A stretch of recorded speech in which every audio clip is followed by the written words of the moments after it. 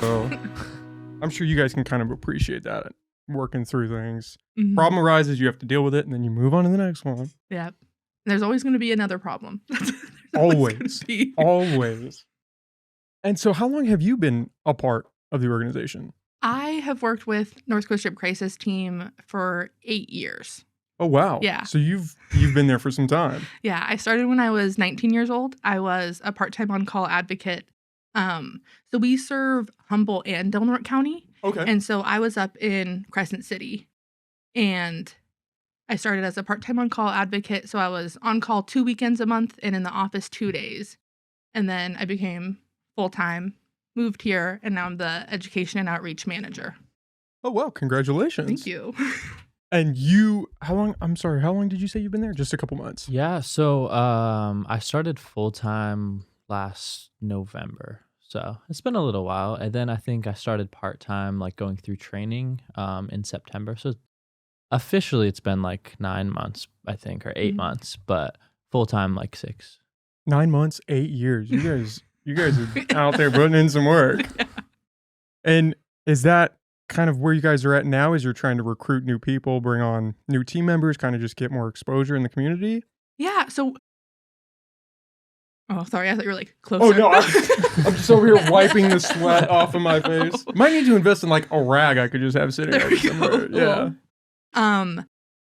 So we have pretty much all of the our full-time staff. So we have full-time staff that we have in office, but we're always recruiting for our volunteer program. So we have pretty new. It started, I believe, like February of last year, and we go through and recruit people. Our next cohort's going to potentially be in August. And we get a lot of like Cal Poly Humboldt grad students, but it's open to anybody. And so we ask for like a year commitment. They go through an 80+ hour sexual assault counselor training. And for our volunteers, the expectation isn't to respond out as like we do. If we're holding the hotline and we get a call, we respond out. But for volunteers, the ask is just to like answer the phone, communicate with our full-time advocates, and take crisis calls. And what does respond out mean? You reach out to them and try to do a follow-up, or? Yeah, so we, as advocates, there is like laws in California that like when a sexual assault is reported through law enforcement, that they legally have to call us. We have MOUs with them and the hospital. So if somebody presents and names that they've experienced a sexual assault, we get called. And so we respond out to law enforcement interviews. We respond out to the hospital. We respond out to homes if law enforcement is present.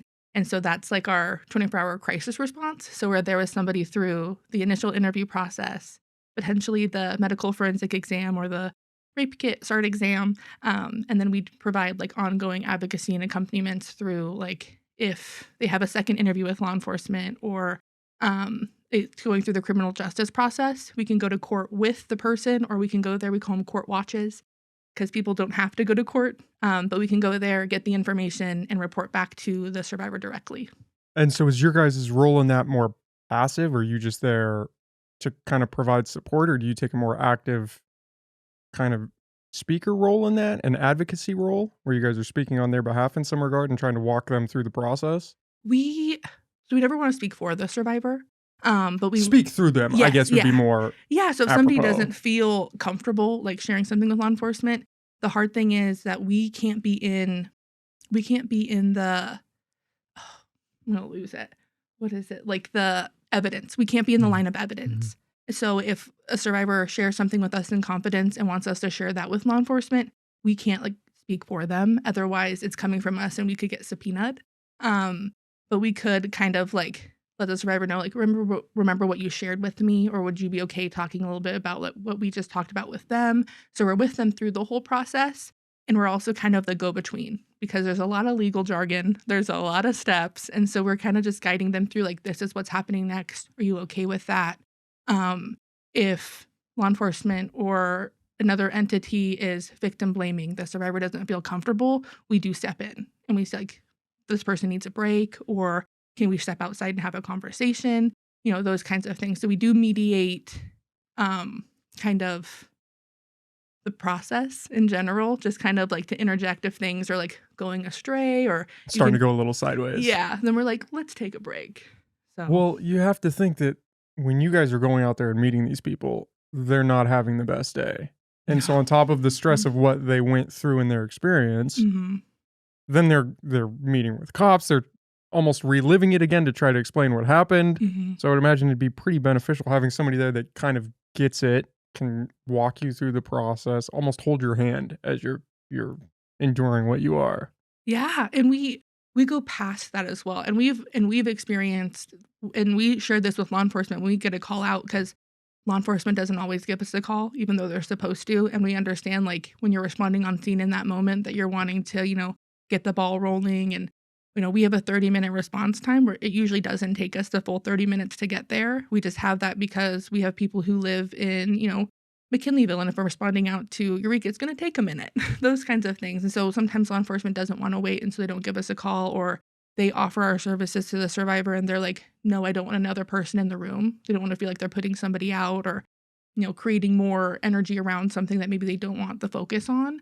Um, I don't know where I was going with that, but so, Makes like, sense. Yeah. yeah, so law enforcement doesn't always give us a call, but we've noticed that when we do respond out and there is an advocate present, that survivor is more likely to go through the criminal justice process, because for a lot of people, they go through that initial interview or they go through the START exam and they do have to relive it. And when you do the initial interview, you're reliving it. You're sharing your experience of what happened. And for a lot of law enforcement, that's from a linear standpoint. So like from what happened before the assault, during, and then your response afterwards. And then same for the medical forensic exam. They have their own list of questions. So you do the interview with law enforcement. They determine if you're eligible for a START exam. And then you go through the medical forensic exam, which has an interview portion, and then it has the physical examination. Um, so that's 2 times within a span of potentially 4 hours having to relive your experience. And with 2 separate people. It's not even Mhm. reliving it to the same person again. You gotta retell it to some other stranger. Yeah. And then Yeah. if it goes through the criminal justice system, or so there's a START exam, that evidence gets collected, law enforcement does their investigation, and sometimes they request the survivor to come back and answer a few different questions, or they get some information, they want to relay that with the survivor, those kinds of things. So that might be a second interview, potentially a third. And then it goes to the district attorney's office. They decide if they want to charge that case or not. And then they also have a DA investigator who might have their own set of questions. So you're talking to the DA's office, and then going through the court process. If it goes to trial, there's a preliminary hearing. If you are an adult, you're most likely going to have to testify in the preliminary hearing. If you're a minor, there's a thing called Prop 115, where the responding law enforcement officer who took your initial interview, or an officer who was on the case, can testify on your behalf of the knowledge that they have and what they put in their report. But if you're an adult, that's you. Is that just to protect the identity of the minor in Yeah. that situation? Yeah, and also not to, like, re-traumatize. So they try not to re-traumatize the survivor through the process. That's not the goal. Or the goal is to not re-traumatize. But with minors too, there's also the higher chance of, once the evidence is being shown in court, that the perpetrator or the defendant is like, cut it. I want a plea deal. I want to take a plea, because they don't want it to go to trial and be seen in front of a jury. So we see that a lot of times too, especially with minor cases, that when it's Prop 115, and the law enforcement officer is testifying on their behalf and all the evidence is laid out, a lot of people are like, "Oh, I'm screwed." Like, "Oh, this is gonna be It's not gonna bad." end well for me. Exactly, and so then they see the plea. And so there's also that piece. But if you're an adult going through that, you're asked to testify in the preliminary hearing and then at trial as well. So it's like a total of like 6 to 7 times that you could have to share your experience in a linear way through that process. What determines if it will go with criminal proceedings? If when you go into the hospital, I would imagine they do a rape kit. That would be that point. That's just my CSI Yeah. background, you Yeah. know? Yeah. What's the process for that? I don't want to burst anyone's bubbles. It's not like SVU. It's not like Shocking. SVU at all. Shockingly, it's not like SVU at all. We have no Olivia Bensons out here. The START exam itself doesn't necessarily like prove that somebody experienced a sexual assault, and a lot of times, even if like harm happened, that there might not be DNA evidence, or it takes a lot of months for the the stuff to get processed through DOJ. So we're seeing at like 6 months or more turnaround 6 for months out. DNA evidence. Um, and so the investigation will move forward without getting that back as well. So if they're naming like, oh, from their story and who they're able to kind of talk to, if there's witnesses that were present who can corroborate, or if there's a lot of times it's like text messages, voicemails, Snapchats, those kinds of things, if there's things to corroborate their evidence. But I've experienced times where I'm like, oh, this is going to get prosecuted by the DA's office for sure. Like this feels like a strong case, and they decide not to move forward. So it's really on who's prosecuting it, and if they feel like, there's enough to move forward. Because a lot of times, especially with sexual assaults, it's like a he said, she said. So there's not a witness. There's not a lot of cooperating. Yeah, they want that beyond a reasonable doubt. Like for sure, we can successfully prosecute. So, which is frustrating if you're the victim or even you guys, and the evidence isn't quite there, but you kind of do know that it happened, and it's just overcoming that barrier of, okay, where's the evidence for this? Yeah. Well, and it's hard, like, especially for survivors, it's a hard place for us to be in because, the DA's office is coming forward and saying, there's not enough evidence for us to move forward, or we can't prove beyond a reasonable doubt, or, X, Y, and Z. And then, like, not so much in recent years, but in the past, the DA's office would, like, share information with us to then share with the survivor. So we would be the ones relaying the information of, like, your case isn't moving forward and here's why, and we can set up a meeting with the DA to talk about it. But then that's, processing, like, why wasn't my statement good enough? What could have I done differently? And well, so that's almost an unfair burden to put on you guys, kicking the ball down, saying, okay, your case didn't go through, but you guys need to break the news to them. You're going to tell them, hey, sorry. Yeah, which, I mean, it's hard because but for a lot of times, like, we do have a different relationship with survivors because we do offer that, like, we have our hotline, we have one-on-one peer counseling. We're the ones relaying a lot of the information regarding court. We're dealing with a lot of the emotional, like, not turmoil, but like the emotional burnout of the process itself, as well as processing the assault itself, the trauma itself. So it's also like it's navigating these systems as well as your own personal healing through that. And for a lot of people, they tie their healing with, like, the turnout from the judicial system. So they're like, if this person is held liable, then, these people believed me. And, I haven't met a DA or another an advocate from another system that just blatantly was like, I do not believe you. I've never experienced that.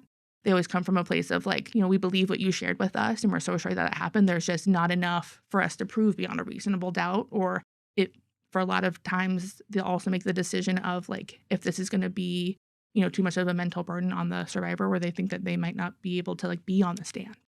So they're like, looking out for them in their own way. It just doesn't feel validating when you're that person who put everything on the line sometimes. Does that recovery process extend if the person that is accused of these crimes isn't found guilty? So rather than maybe them processing through this experience in a year or two, it is now 3 or 4 years or 5 years? I mean, is there a hold time on that because of that? So healing's not linear in general. And so for a lot of survivors, we've seen like once that court happened and maybe that person was found, accountable or guilty, that they're like, okay, that weight's lifted off their shoulders of that burden. But we connect with survivors whether they're going through the criminal process or not. So whether somebody reports or not, we still connect with them. And so we see like the waves will come. So a lot of times around like anniversaries or different times of like the year is really hard or, different things like that. So even if somebody's case doesn't go through to trial, our services are always available. And so we do see a lot of times that people might take a break afterwards and they might come back and be like, I still feel a little like unrest around this. So it just kind of ebbs and flows. We also serve a lot of survivors who've never reported to law enforcement. And so we offer our counseling services, other things like that. But for a lot of people, maybe they don't have a great experience with law enforcement. It was, ongoing from a partner. When we're tabling, a lot of the times when we're tabling, we get a lot of people who just come up to our booth and share that they've experienced assault many years ago, or And they say, like, I've never told anybody this, but, like, thank you for what you're doing. Those kinds of things. So we also have a lot of people who just don't share their experience.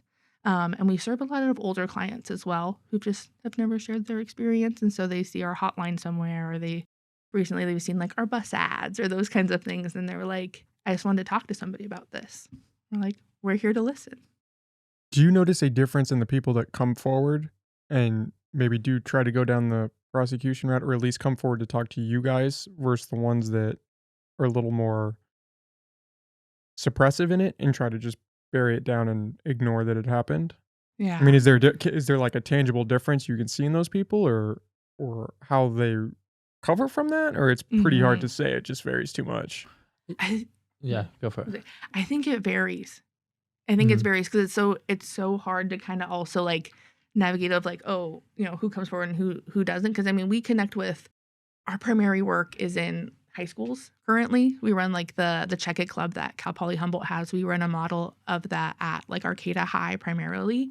Um, but we're at like the high school level. And so we also get disclosures from teens as well who just don't want to report to law enforcement. Mhm. Um, so like there's not like a marker of like, you know, these people typically don't report to law enforcement compared to somebody else. Right. No identifiers that you guys can point No. out. Right. Yeah. Yeah. It doesn't really negate off of age either. Yeah.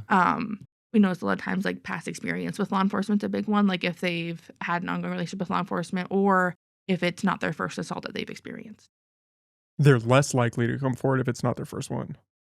Wow. potentially. So like, that's what I've personally seen. If somebody has, or if they have experienced an assault and they did report it to law enforcement and there Mhm. wasn't like an outcome or it didn't move forward, then they're Yeah. less likely to come forward again. Yeah, that's what I was gonna kinda say is, like, if someone isn't necessarily wanting to report to law enforcement, it doesn't mean that they're not wanting to talk about it to Mhm. anybody. It's just Yeah. like, oh, they may have a barrier, from a bad experience before, or, just maybe not ready to do it in that way, or their healing journey doesn't look like wanting prosecution, right? They're just Mhm. wanting to heal on their own and, things like that. So, I don't think, it's everyone's so different, right? And so if someone does decide to go through the process, great, that's if what they want to do. But if not, I think that doesn't mean that they aren't gonna be talking about it openly and like healing. It's Mhm. some people that's part of the healing process, and some people it's not. So Well, it has to be challenging working through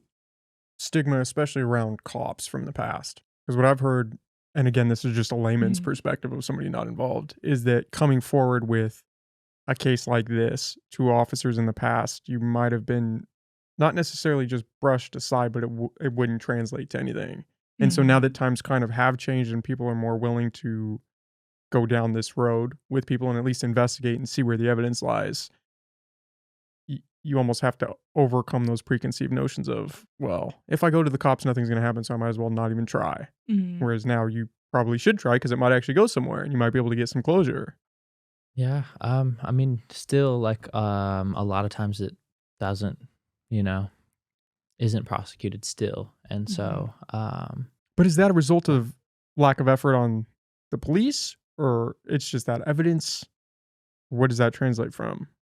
It's hard to pinpoint because I mean, we're not in law enforcement. So we're also on the outside perspective. So like we don't know the ins and outs of their investigation. Like we're calling to get updates or like different things like that, but we're not like in the trenches with law enforcement doing like the active investigation unless, the survivor's getting called in to do, like a phone call with them or different things like that. So I mean, it's hard to kind of pinpoint like where the pieces aren't falling into Where place. it kind of falls off the cliff? Yeah. And I mean, when reporting like it's these crimes in itself are really hard to prosecute, and when we're talking about, like, sexualized violence too, there is also, like, that preconceived of, like, a lot of the times these people who are reporting, this is somebody that they know.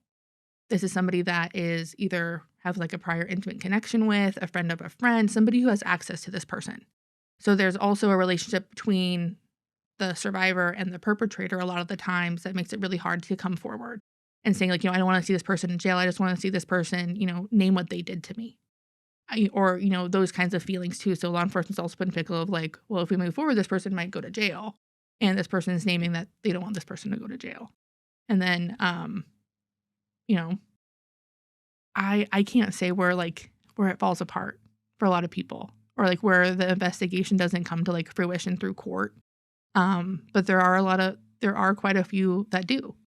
And so it's kind of like that dice roll. And my experience with, there are some law enforcement agencies that are more in tune to connecting with us than others. That's just how it is. And there are some really great like detectives and investigators and officers who do their due diligence and are really open and transparent with the survivor about like what's going on through that process. And there are others who aren't. And so it's also, the dice roll of who you get when responding out. That's also a big factor of like who's showing up when you're making a report really does change on the trajectory of like how this might go. Do you think it's a good thing, in your guys' opinion, that burden of proof is so high, or do you think there are cases where it could be a little less stringent? Because the thing that always gets tossed around is, well, people sometimes make false accusations. There are some people that are not necessarily the most upstanding and might be more willing to lie just in general. Do you guys buy into that, or you think? I mean, that's kind of a loaded question, right? Like statistically, less than 2% of people who come forward are false reports. And that also counts for those people who recant their story. So if somebody's facing retaliation or they had a bad interview with law enforcement and they say, I don't want to do this anymore, that's also counted in that statistic of false reporting because they're recanting their story. So less than 2% of reports made to law enforcement are false reports. And I believe it's like less than 60% of survivors ever make a report to law enforcement. So when we're looking at it from that perspective of like the amount of harm that's happening compared to the amount of harm that's reported, it's astronomical. And so there is a stigma around false reporting, and that if somebody's coming forward and they've had a history of making reports, if they have a history of like mental health or addiction, they're viewed through a different lens.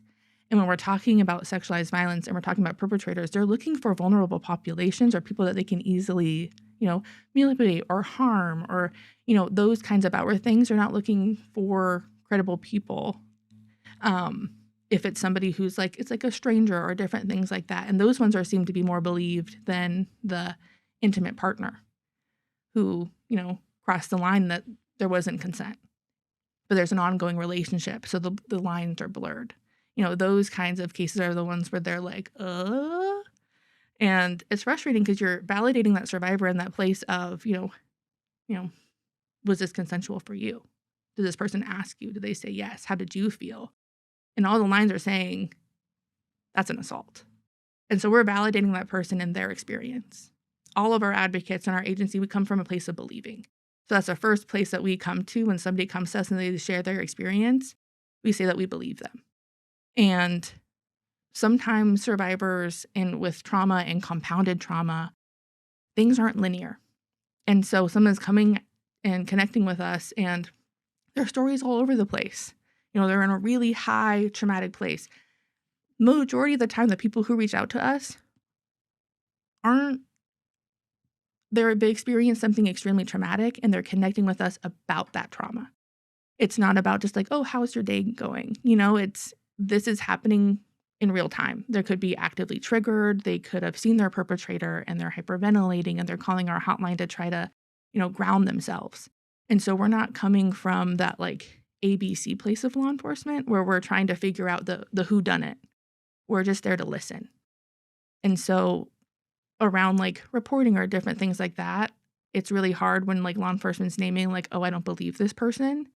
But we're always going to come from a place of believing, even if the dots don't make sense in the moment. Yeah, and what we know about trauma in the brain is that things aren't linear, and so it can be hard to be like, oh, this is how things exactly happened, and so that can make things hard to prosecute when they're, oh, did you change your story? But really, like, their brain is what went into the survival state. And it's really hard to remember exactly what happened and present it in a way exactly the same every time. So to go back to like what we were talking about earlier and like prosecuting barriers, I could see how trauma affects the brain being one of those. And maybe, if everyone's not the most trauma informed, they might not understand that these are reactions to trauma. Well, and the preconceived stigma that you kind of touched on must be challenging. Because if you have a bad person and something bad like this happens to them, it still happened to them. Yeah. And just because they might not be the most upstanding citizen doesn't mean that their case shouldn't be treated regardless of that, Mhm. and handled appropriately as Yeah. if they were anybody else. Yeah. Investigate at the very least. Yeah. Interview someone, something like that. Like, it's hard, and especially if somebody's experienced harm in the past, when somebody experiences a new trauma or a new sexual assault, sometimes those assaults blend in the brain. And so when they're retelling their story, they might throw in a piece of, a memory that they had from a past assault that was triggering during the newest assault.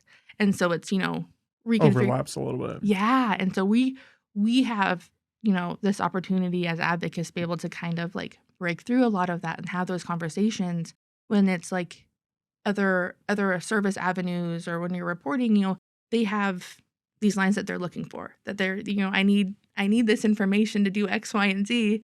And if the information's not accurate, or, it's back and forth, like they can't do their job. And so there's also that limbo too. And it's just, you know, it's a hard place to be in sometimes when we were trying to navigate of like, did this happen last month, or was this something that happened from an assault 5 years ago? Let's navigate that. Do you think that the stigma around, oh, some people might lie, that whole idea, do you think that's more discrediting to the movement as a whole? People are kind of blowing that out of proportion in some sense, and that it's almost having the opposite effect because then people become desensitized to these cases when they do come forward? Or do you think there's still validity in looking at those cases and saying, yeah, that Mm. 2%, not a huge number, Yeah. 2%. No, I mean, there are people who come forward and name that they, or make a false report. That is accurate. I think the climate and like coming at every time somebody comes forward as, is this person lying? I don't think that's helpful. I don't think that's a good place Right. to It's sit safer to in. assume the 98% Yeah. than the 2, right? Mhm. Yeah. And so, I mean, I think that's used as a scapegoat for a lot of people of not facing the actual problem, that harm happens. And I think especially here I'm going to shout out rural communities, here in small towns, somebody. If somebody's coming forward and they're naming somebody as a perpetrator, and let's say that's your brother's best friend, you're not going to sit there and be like, well, or someone can sit there and be like, well, they were never weird to me. They didn't did anything to me. I know this person. And so if you don't know that person who's coming forward and saying this person harmed me, you're going to stick up for your friend. And here in small communities, like, word of mouth is huge. So if somebody already has, a reputation, or if they've came forward and let's say they recanted, maybe they even make a report to law enforcement, maybe they talked to a school counselor, and that triggered a report. And then they're saying, I don't want to move forward with this, and everybody at school is calling them a liar. Because the person who caused them harm, let's say they have friends, they have a support system, they come from a good family, that's a good kid. You're just trying to discredit, you're going to ruin that kid's life. That's what's put on that other person. You're going to ruin that person's life. As a community, you don't want to assume that harm happens here, and you don't want to face that. It's just a reality. You want to think that your neighborhoods are safe, that that you can send your kid to school and there not be any harm. We want to believe that. And the reality is that harm happens everywhere, and everybody is vulnerable to harm. And it's also the same for, when male survivors come forward. There's that stigma, there's homophobia, there's all of these other barriers of like, why didn't, oh, he was assaulted by a girl, didn't he want it? Those kinds of things. Like there's gender stereotypes that come into play. There is alienation if you're, not in the majority, if you're in any minority. And so there's just a lot of overlapping things that make it really hard for people to, one, come forward, and to go through that process and like see it all the way through. The crazy thing is that everybody knows somebody, or most people Mhm. know somebody that's been through it. I mean, I can remember back in high school having friends that would, you know, maybe casually bring it up one night or something and start Mhm. talking about it. And you're like, what? What?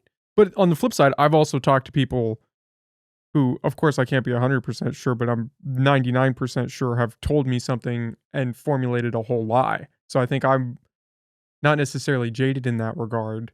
Because if somebody tells me, I'm going to instantly believe you, because why? I wouldn't assume that you would lie. I would just always give Yeah. somebody the Mhm. benefit of that Yeah. doubt. But it is also in the back of my head that some people do lie. Mhm. And I think people can go off the ropes with that and start thinking, oh, that translates to everybody lies. And so we should go into the situation assuming they're lying until they're proven innocent. And I think in a court of law, you shouldn't go down that route. You should maintain the neutrality of let's Mhm. just see where the information lies. And I think people get tripped up outside of a court of law of just, I know somebody that might have lied, so now everybody's a Everybody's a liar. liar. Mhm. And it Yeah. just, you're kind of just rolling back the ball in the progress. Everybody's an at-home Olivia Benson. Everybody's a whodunit, a Facebook investigator. Especially nowadays, right? Everybody's doing their own research. Everybody's digging into everything. Mhm. And within the media, if someone, does make a false report, that's going to get Way more blown up and traction. way more exposure than something that happens all the time, which is people telling the truth about what happens. And Mhm. that sexual violence is very rampant in our society, unfortunately. But just within that culture, I think media definitely attaches to those and kind of blows those out of proportion, kind of like you were talking about. Mhm. Well, the Amber Heard case, Yeah. I mean, what was your guys' take on that where you are so close to these issues, seeing that thing unfold?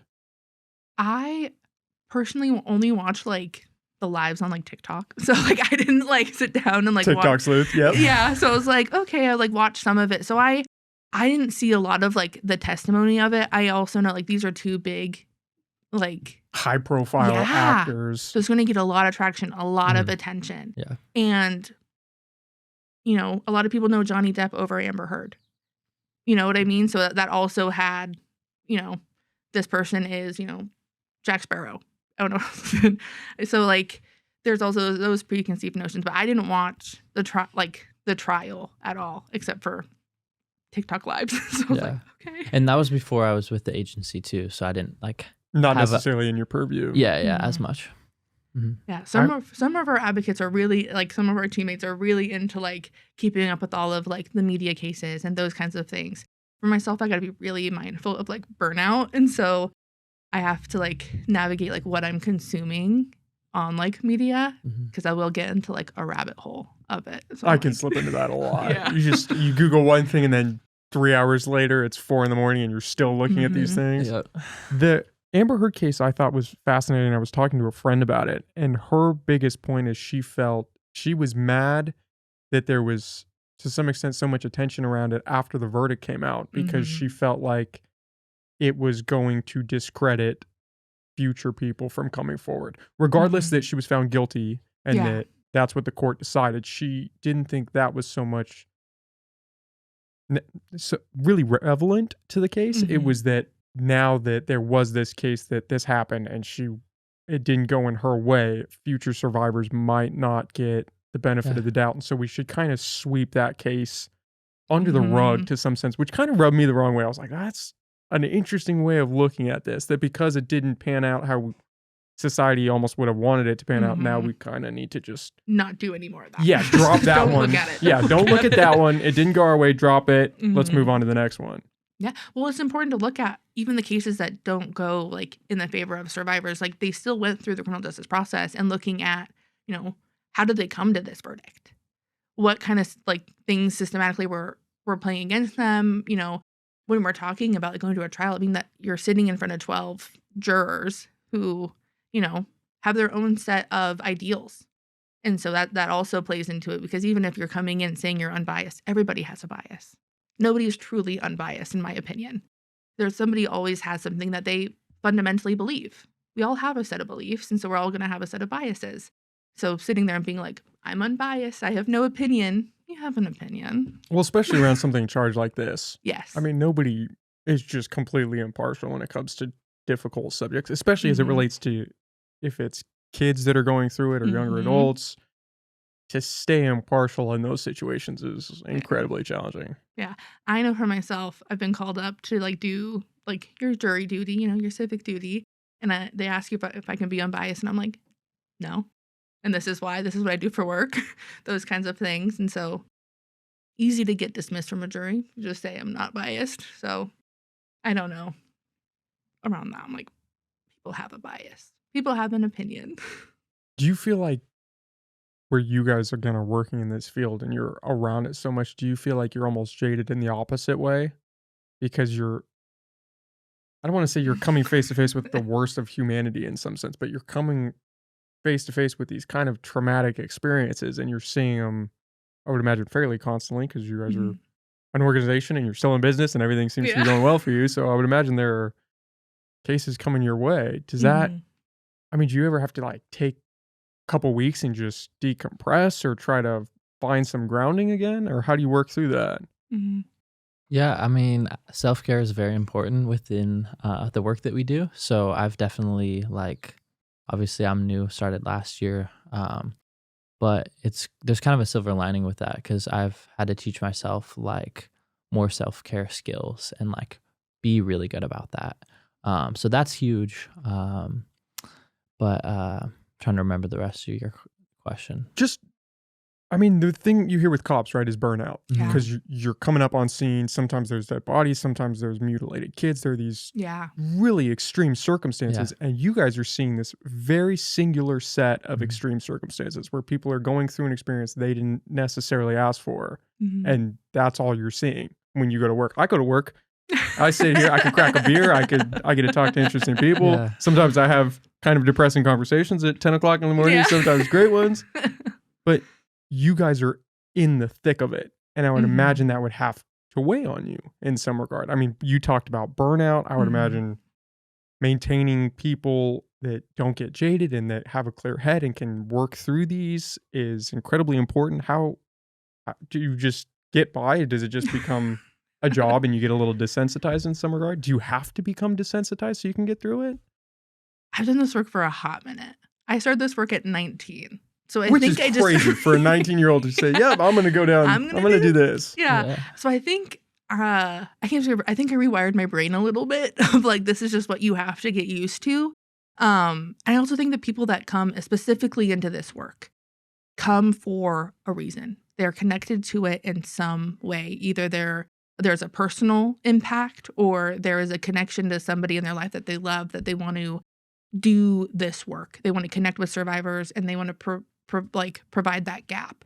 Um, Realistically, the turnover in our work is about 2 years. Somebody lasts about 2 years in our job and then they, for personal reasons, other things like that, different opportunities come up in their life where they're like, "Here we go." We also get a lot of people who have, like, freshly graduated, and so they're like, this is their stepping stone, and they realize, "I It's a don't big step. this is a big step." Um, but, like, self-care is important. We in the this last year, we got a new executive director, Amanda LeBlanc, shout out, she is amazing. She has completely changed our organization for the better. We used to not have open business hours where we had, like, a public office where people could come in and receive one-on-one crisis interventions or walk in and receive services. Now we do. We have a space in Arcata that's open to the public. We have a space in Crescent City that's open to the public. Um, we have monthly self-care days where we come together as an office. We usually involves food. It's gonna be completely transparent. Involves food. So It's a good way to bring people in. yeah. Yeah. Hey, we got some snacks. Yeah, so we have food, we make, like, a craft together, we do, like, vision boards, self-love, different things like that, so our agency dynamic is very much of, like, taking care of ours and our own so we can take care of others. Family comes first. We prioritize family within our agency. We have advocates who have kids, young kids, your daycare's not working out, like, bring your kid in for a little bit, that kinda thing, or, involving our family in, like, the work that we do of, like, creating support, having open times where people can come in or, "Oh, my partner's driving through Arcata, I'm gonna step out and have lunch with them." Mhm. If we're having a hard day, Amanda's the first person to say, "Can you go home?" If you need to go home, if you need to take care of yourself, what do you need? We really try to prioritize self-care in our everyday work life. And then independently, we also what do you do to take care of yourself? We start that in the trainings that we give people, like after every, module, we're like, so what are you gonna do to take care of yourself now? Because you just learned for 3 hours about child sexual abuse. Yeah. What are you gonna do to take care of yourself? Make yourself a meal, go for a walk, those kinds of things. And so I like to think that we're really all in tune with each other in the office. So if somebody's having an off day, we can kind of feel.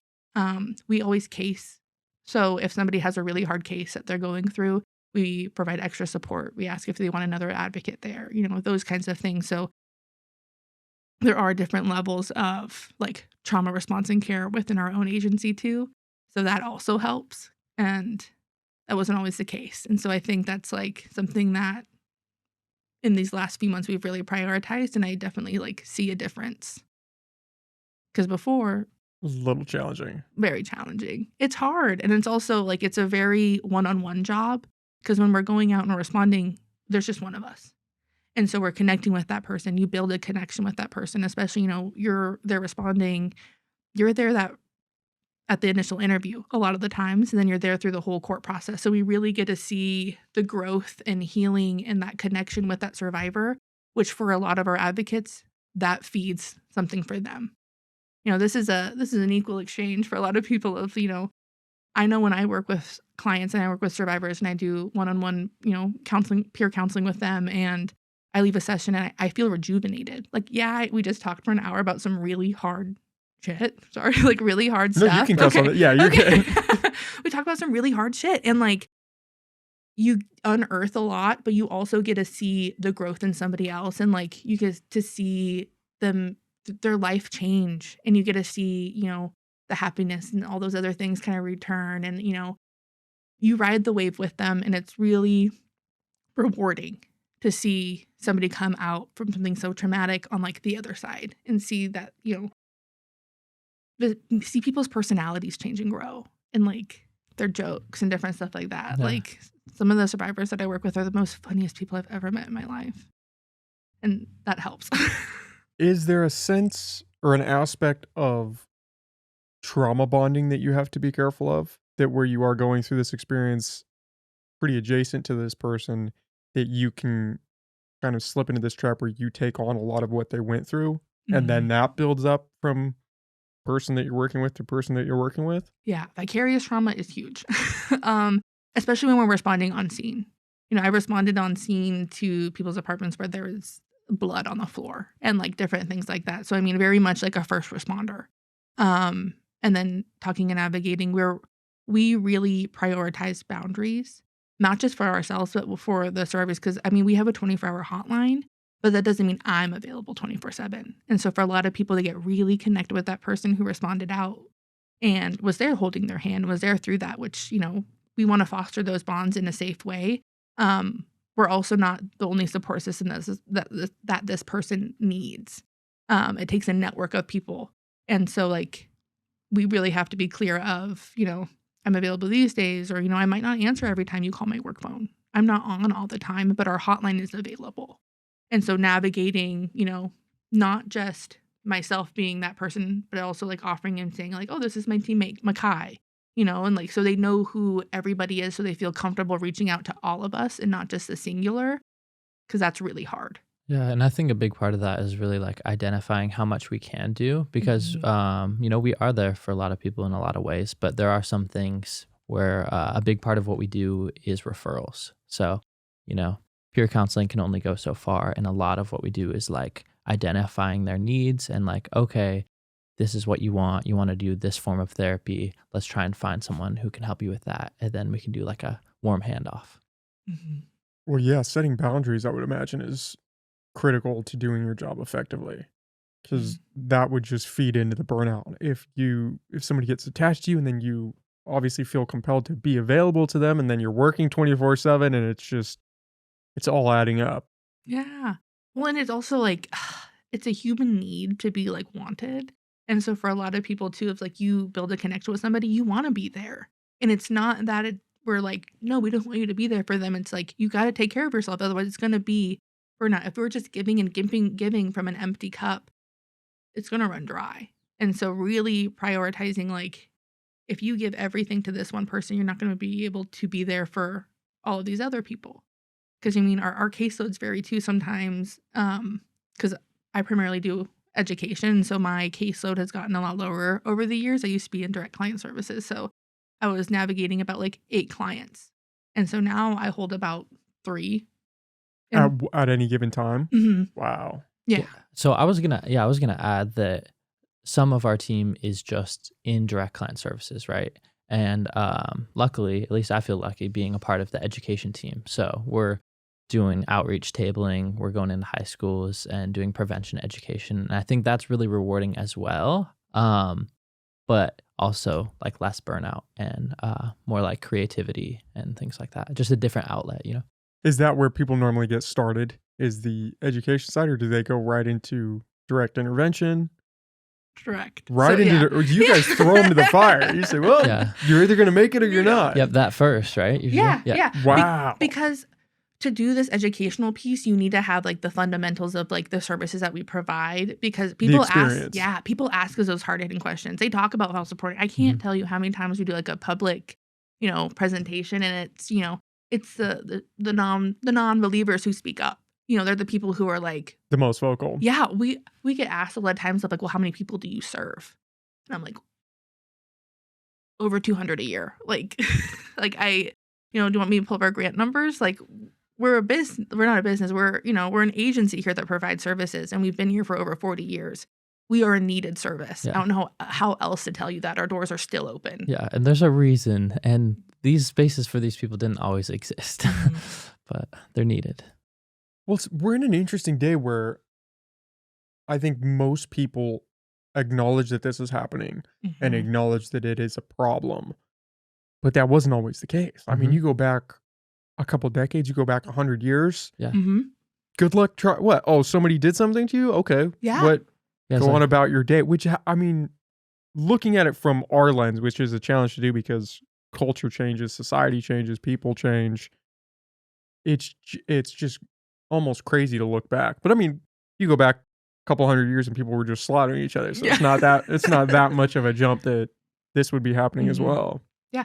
Like I said, when we do tabling, because last summer we did a lot of networking at like farmers markets. So we'd go to all of the rural and local farmers markets. And we had people who were, I want to say, between the ages of like 70 and 80.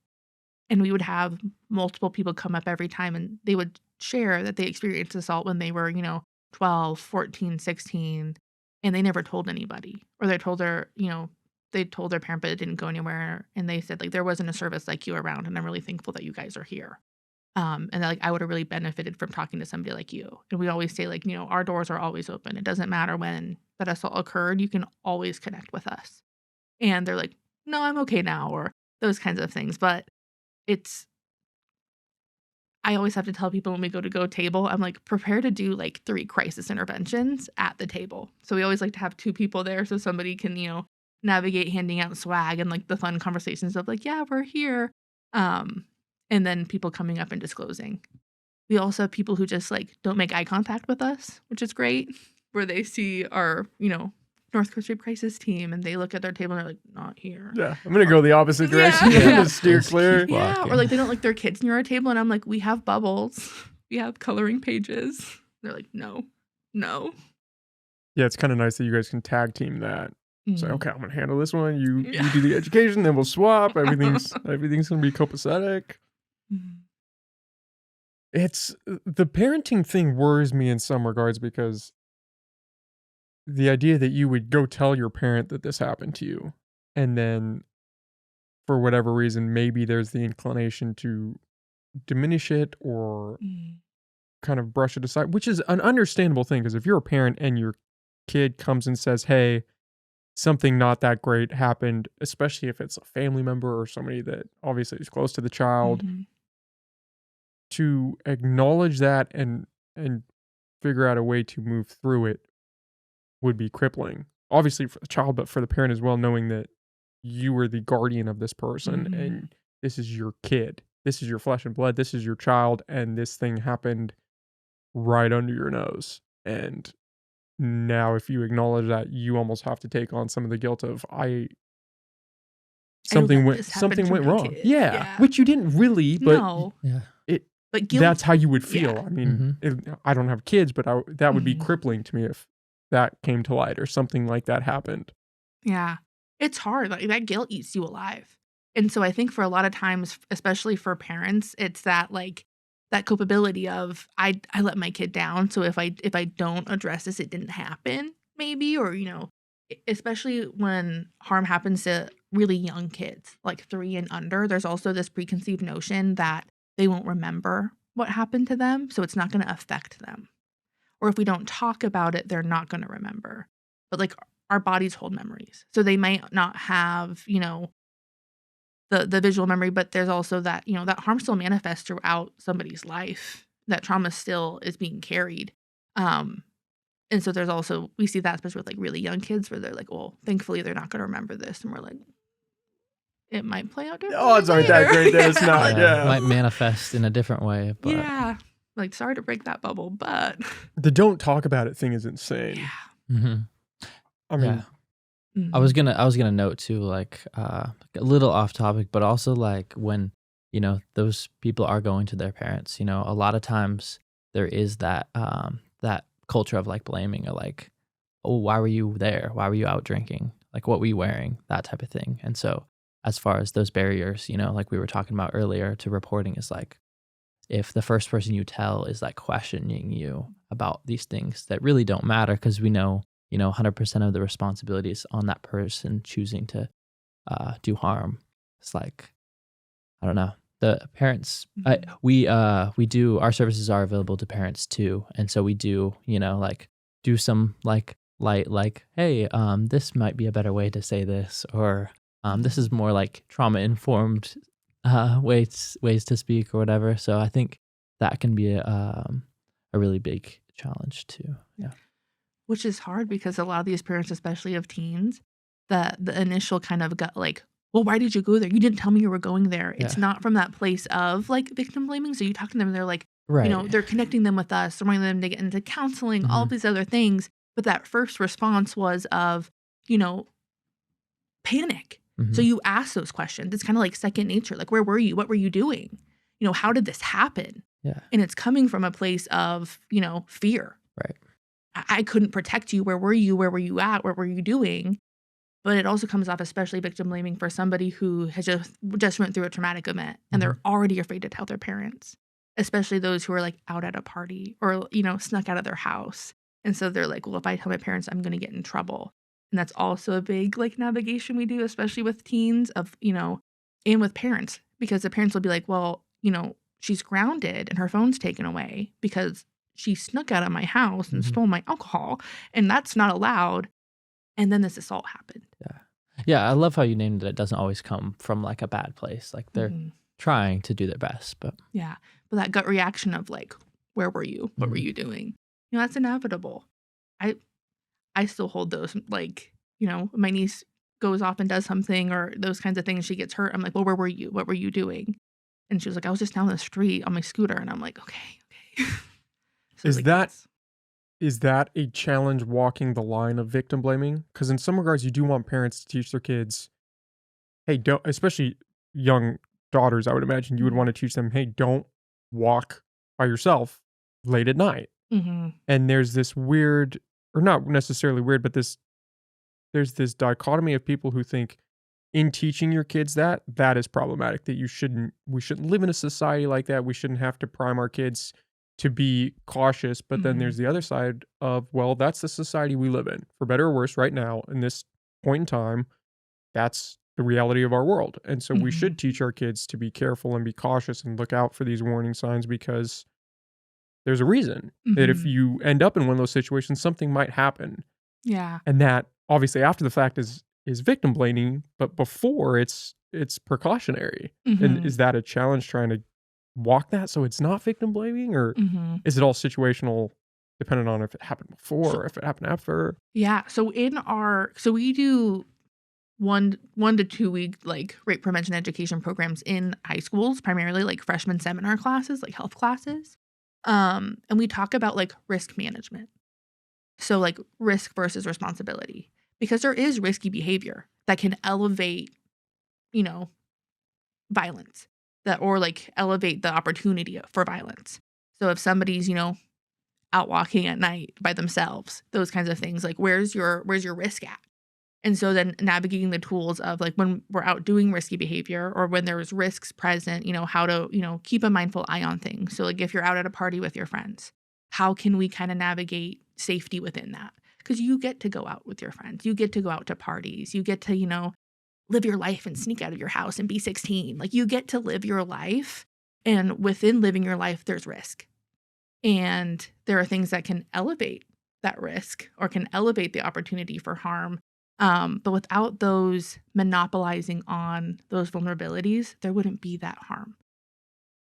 But that harm exists, and that harm's going to continue to exist. So how can we navigate these risks safely? So we talk about having a buddy system, bringing your own drinks, just really like safe partying tips, safe navigations, knowing where you're going, keeping, if you're going to go for a walk late at night, maybe not listen with noise canceling headphones and like wearing all black or, those kinds of things. So like navigating how to live your life with these risks as safe as we can and as proactive as we can. So like having those safety measures for ourselves. Like I, like many young 20-year-olds, I was on like dating apps and different things like that. And so I had friends who had my location.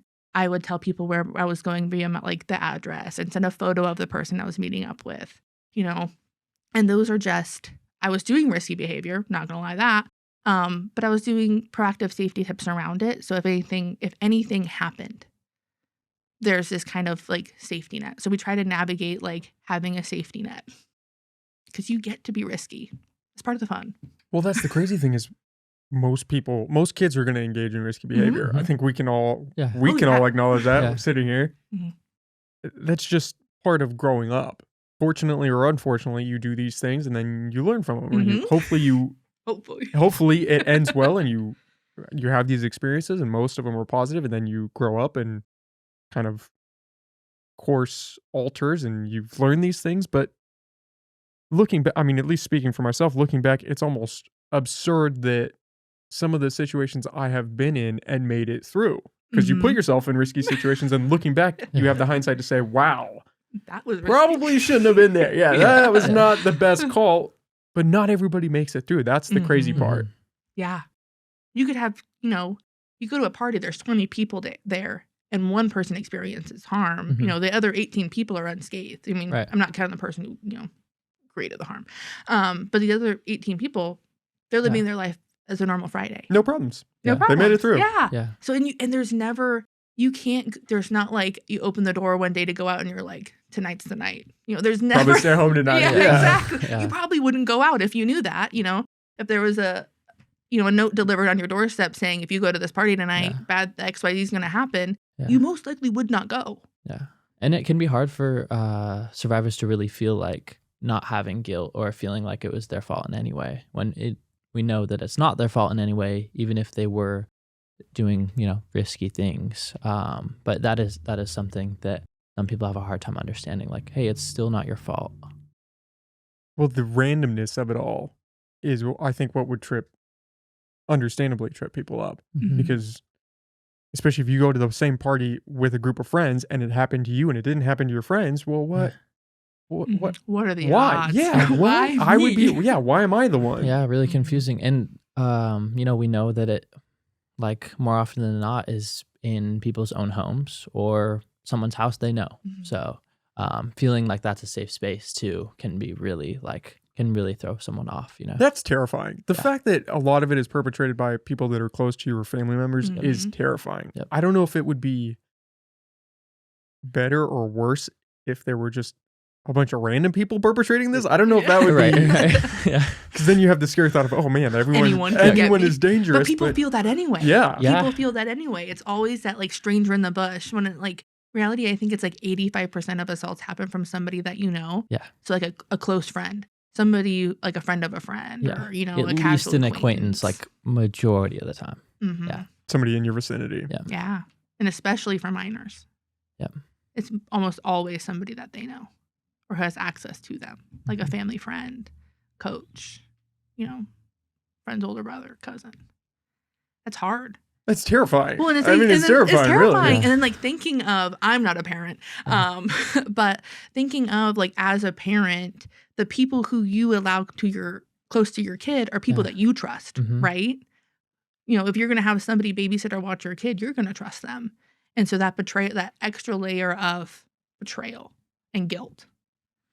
Yeah. for that parent of like, I let my kid, be watched by this person or around this person or stay the night at this person's house or. Well, I Yeah. think that plays into why someone might be more inclined to diminish what happened. Not Mhm. even intentionally or Mhm. consciously, but just through their actions is because of that dynamic Yeah. of, well, it was somebody that I trusted, so how, especially if it's a family member. I mean, Mhm.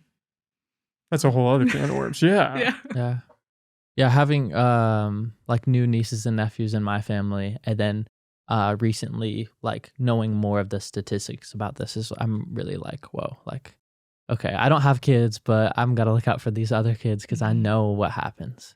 See, how do you balance that? How do you become so overcorrected where now everybody is this On watch. potential enemy? Yeah, or potential bad Yeah. actor in I all of mean, this. right, it's Mhm. good like knowledge is power, right? Like knowing things is important. But me like just speaking for myself, I am very good at like unplugging when I get home from work and not thinking about work. Like I want to do other stuff like but Mhm. I know that it's easy to get stuck in like having that on your mind all the time and really like having a hard time separating those things. But at least for me now I'm really good at separating those and that's very important.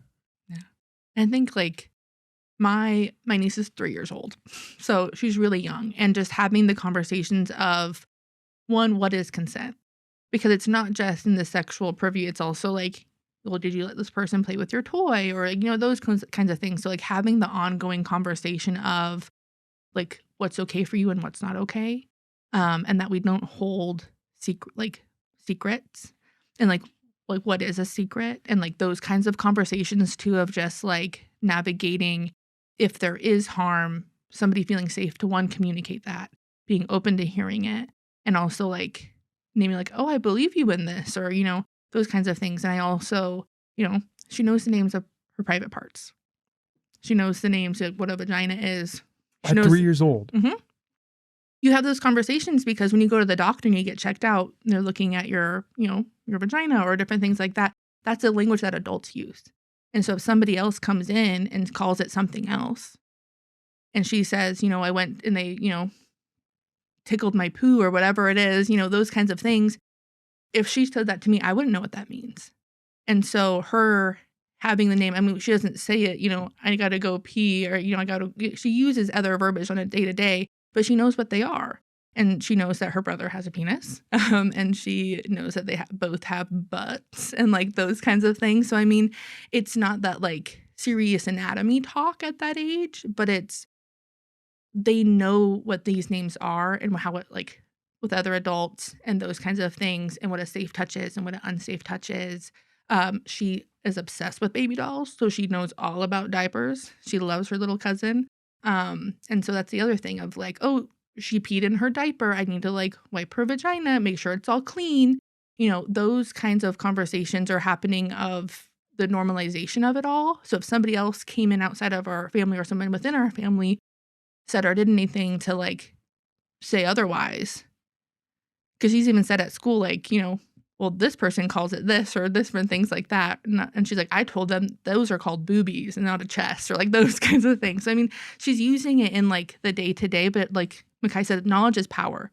And so having that verbiage and knowing what that anatomy is and knowing what a safe touch is and what an unsafe touch is and how you feel when somebody gives you a touch. I also never expect a hug from her.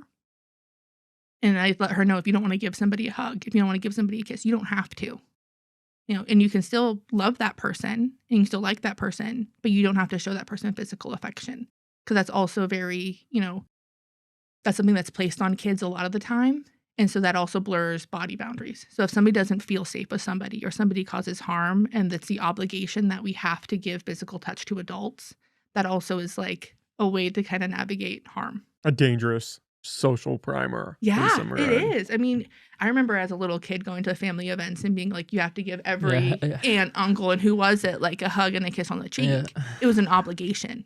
It wasn't a choice.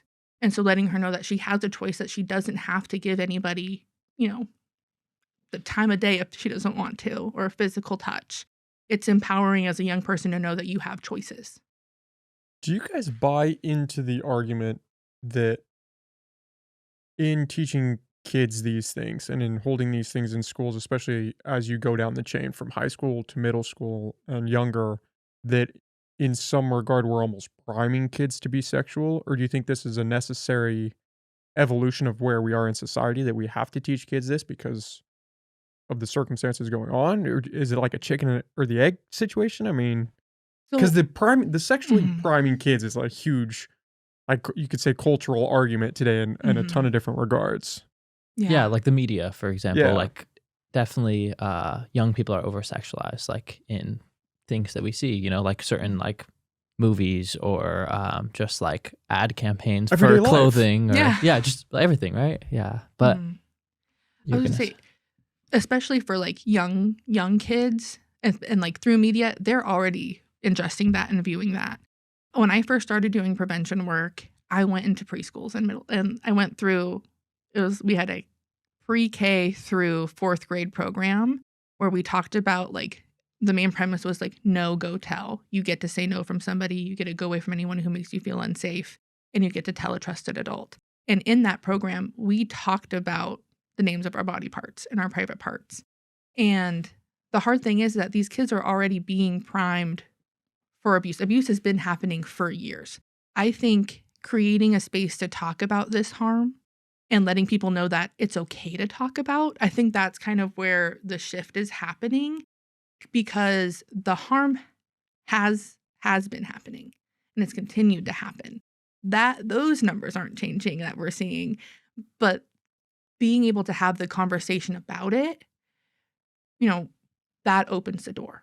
Because for a lot of families don't talk about it. In the classroom, usually you don't talk about it. And so if somebody's coming in and talking about harm, and it might not be directly what you experienced, but you're like, that made me feel unsafe. Because what is unsafe making me feel like? I feel anxious. I feel antsy. That doesn't feel like that wasn't a safe secret. It might connect in with a kid who outside of our program or another program coming in wouldn't have the opportunity to talk about it because the harm may have already happened, but they were maybe shut down at the family level or they didn't feel safe to talk to a safe adult or that harm is happening from a caregiver. And so coming in and breaking kind of that third wall of, this harm does happen to kids. And I think it also makes children a lot more empathetic thinking about the harm that might happen to somebody else, even if they haven't experienced that. Because I mean, after COVID coming into a freshman classroom, those kids didn't the social norms were completely stripped. And so there were jokes being made. It felt like I was walking into a classroom in 2007. It literally felt like I was like, is this 2021 right now? Um, I was like, this feels like when I was in middle school. The the slander that was being said, the victim blaming statements that were being said, And so reconstructing back into consent culture, talking about talking about this harm because the harm's happening. The harm is being ingested and like all of this other stuff. These kids are learning from peers. And so coming in and naming, these are the facts. This is what consent looks like. This is what a sexual assault might look like. This is how harm looks. I mean, we go into high schools and we talk about, teen dating violence and like different forms of abuse. And you can see the wheels turning for these kids. Because I mean, blowing up somebody's phone. We talk about coercion. When somebody says no the first time and you blow up their phone and texting them over and over and over again until they feel like they can't say no and they send you a photo, or you tell somebody, if you don't send me a photo, I'm going to tell your parents, that you snuck out the other night, blackmailing somebody, forms of abuse, blocking somebody from leaving a space is false imprisonment. For some kids, that's so crazy to think because, like, if you're in a car in an argument with your partner and they lock the door and they say, you're not leaving until this conversation is done, whether you're done with the conversation or not, that's abuse. And so you can see kind of these, the wheels turning because the teens are learning from teens. And so if your friend is going through something similar and you're looking for them for advice, they're like, that's normal. That just means he loves you. And we're like, no. Red flag. Yeah, red flag. No. And so like it's kind of breaking down that one, bringing up self-love. What is our worth? What do we want in a relationship? What are green flags? What do we like to see? What do you want in a relationship? Good humor, great communication, freedom to go hang out with your friends, and reaffirming those kinds of ideals that, this person deserves to have a life outside of their relationship. And so there'll be literal, couples in our classes, and they're like sitting on each other's laps in a class. And I'm like, separation's an okay thing. You don't have to be connected at the hip. And we talk about boundaries and how if one person has power in this relationship, how that can manifest into different harm and how it slowly trickles into harm and how it's, the harm that's shown in movies is also dramatized. They don't talk about like the slow build of first it's, controlling who you're texting or who you're hanging out with or hanging out outside, waiting for you to get done with practice, not having time to separate. And then it, manifests into different harm. And then maybe it's verbal abuse. Maybe, that emotional hold, maybe you're isolated. Maybe, every time you go and hang out with your friend and your friends are noticing a difference in you. And so they're saying, I don't like, since you've been dating him, like you don't hang out with us anymore. I notice a change in you. And you go back and tell your partner that. And they're like, well, these people aren't your friends. Like, don't you love me? Don't you want to hang out with me? Like, if your friends loved you, they'd want to see you happy. Don't I make you happy? The manipulation aspect of it gets dicey. And sometimes it can be a really gray area. I mean, I dated this girl one time and she loved to fight, but she fought in a very toxic way where she would want you to almost block the door and like stay there and like do this big grandiose exaggeration of I'm fighting for you, and she would storm off and want you to chase after her, and that shit is exhausting. Trying to first off fill that role, but then realizing, oh, this is a ridiculous way to work through a problem. Like, what is happening? We're just running into the wall, but that's kind of what you want, is that whole play of oh, do this thing and fight for me. Yeah. Fight for me. It's how incredibly toxic is that to go through? Yeah. Well, and also thinking if that's not your way of having an argument, like well, if you don't be want anybody's way. Exactly. That's not the ideal way to have an argument. That's like textbook 101. If this is happening, there's a problem. Yeah. Well, and it's like we talk about like mutual toxicity because some people, they feed off of each other. They might love each other so hard one day, and then the next day it's like they fight tooth and nail, and that's how they like their relationship. And so like we're sitting there, and I'm like, 2 16-year-olds, like, you guys shouldn't be fighting like this. No one should be fighting like this. Like it's such a hard way also to like break it down to them of like, this isn't right. You creating or like you working up this situation to the point of like, it's a verbal altercation. So like we also change like the language of like, that's a fight. That's an altercation. Like that's abuse. Nobody should be yelled at in an argument. I mean, I understand like raising your voice or different things like that. But if you're full blown, like spit flying in each other's faces, like maybe that's a time to take a break. And how can, before it gets to that point, take a break before then? And like do you feel like you can communicate? Because for a lot of people, it's like, I don't feel like I'm listened to until it's at that point. Like I have to be at my breaking point to be heard, which then it's breaking down like healthy communication. How do you communicate with people? It's just, all of these is also like if you grew up in a toxic household, if that's what you saw, then that's what you emulate. I mean, how do you know what a healthy relationship is if you've never seen one in your life? No, this is how my parents duke it out. So this must be love. This is what love looks like. It's people screaming at each other and storming out and slamming doors. This is love. So in order to feel like you love me, I need to start experiencing some of that. Which, I mean, how do you pull yourself out of that rabbit hole? I mean, in some ways, it's almost like you have to go through that to recognize it, but nobody wants to go through that. Nobody wants anybody they love to go through that. I mean, it's hard. I mean, I've been doing this work since I was 19. So I saw a lot of my friends and myself go through like toxic relationships, even holding all of this information and doing this work. I've been in toxic relationships. I've been in domestic violence relationships, doing this work, actively going out on a scene and talking to somebody and then walking away and being like, oh, this is what's happening to me. not great. Not great. Not a good feeling to sit in. like going into a classroom and talking about abuse and then like walking away and being like, maybe I'm going through that. Yeah, having that light bulb moment. Oh, maybe Oh. some of this applies to me right now. Can that be? Yeah, and so it's so easy to get wrapped up, especially in like domestic violence relationships or like infant partner violence. It feels like a trickle effect. It's so easy to get swept up in that love, and especially when you're like 16. And it's so hard to see, like, as somebody on the outside, even like with your friends on the outside being like, this is a toxic relationship, but I want to support my friend. And if I tell my friend straight out, like, you need to leave this relationship, this isn't good, she might never talk to me again until she's, out of this relationship or something really bad happens.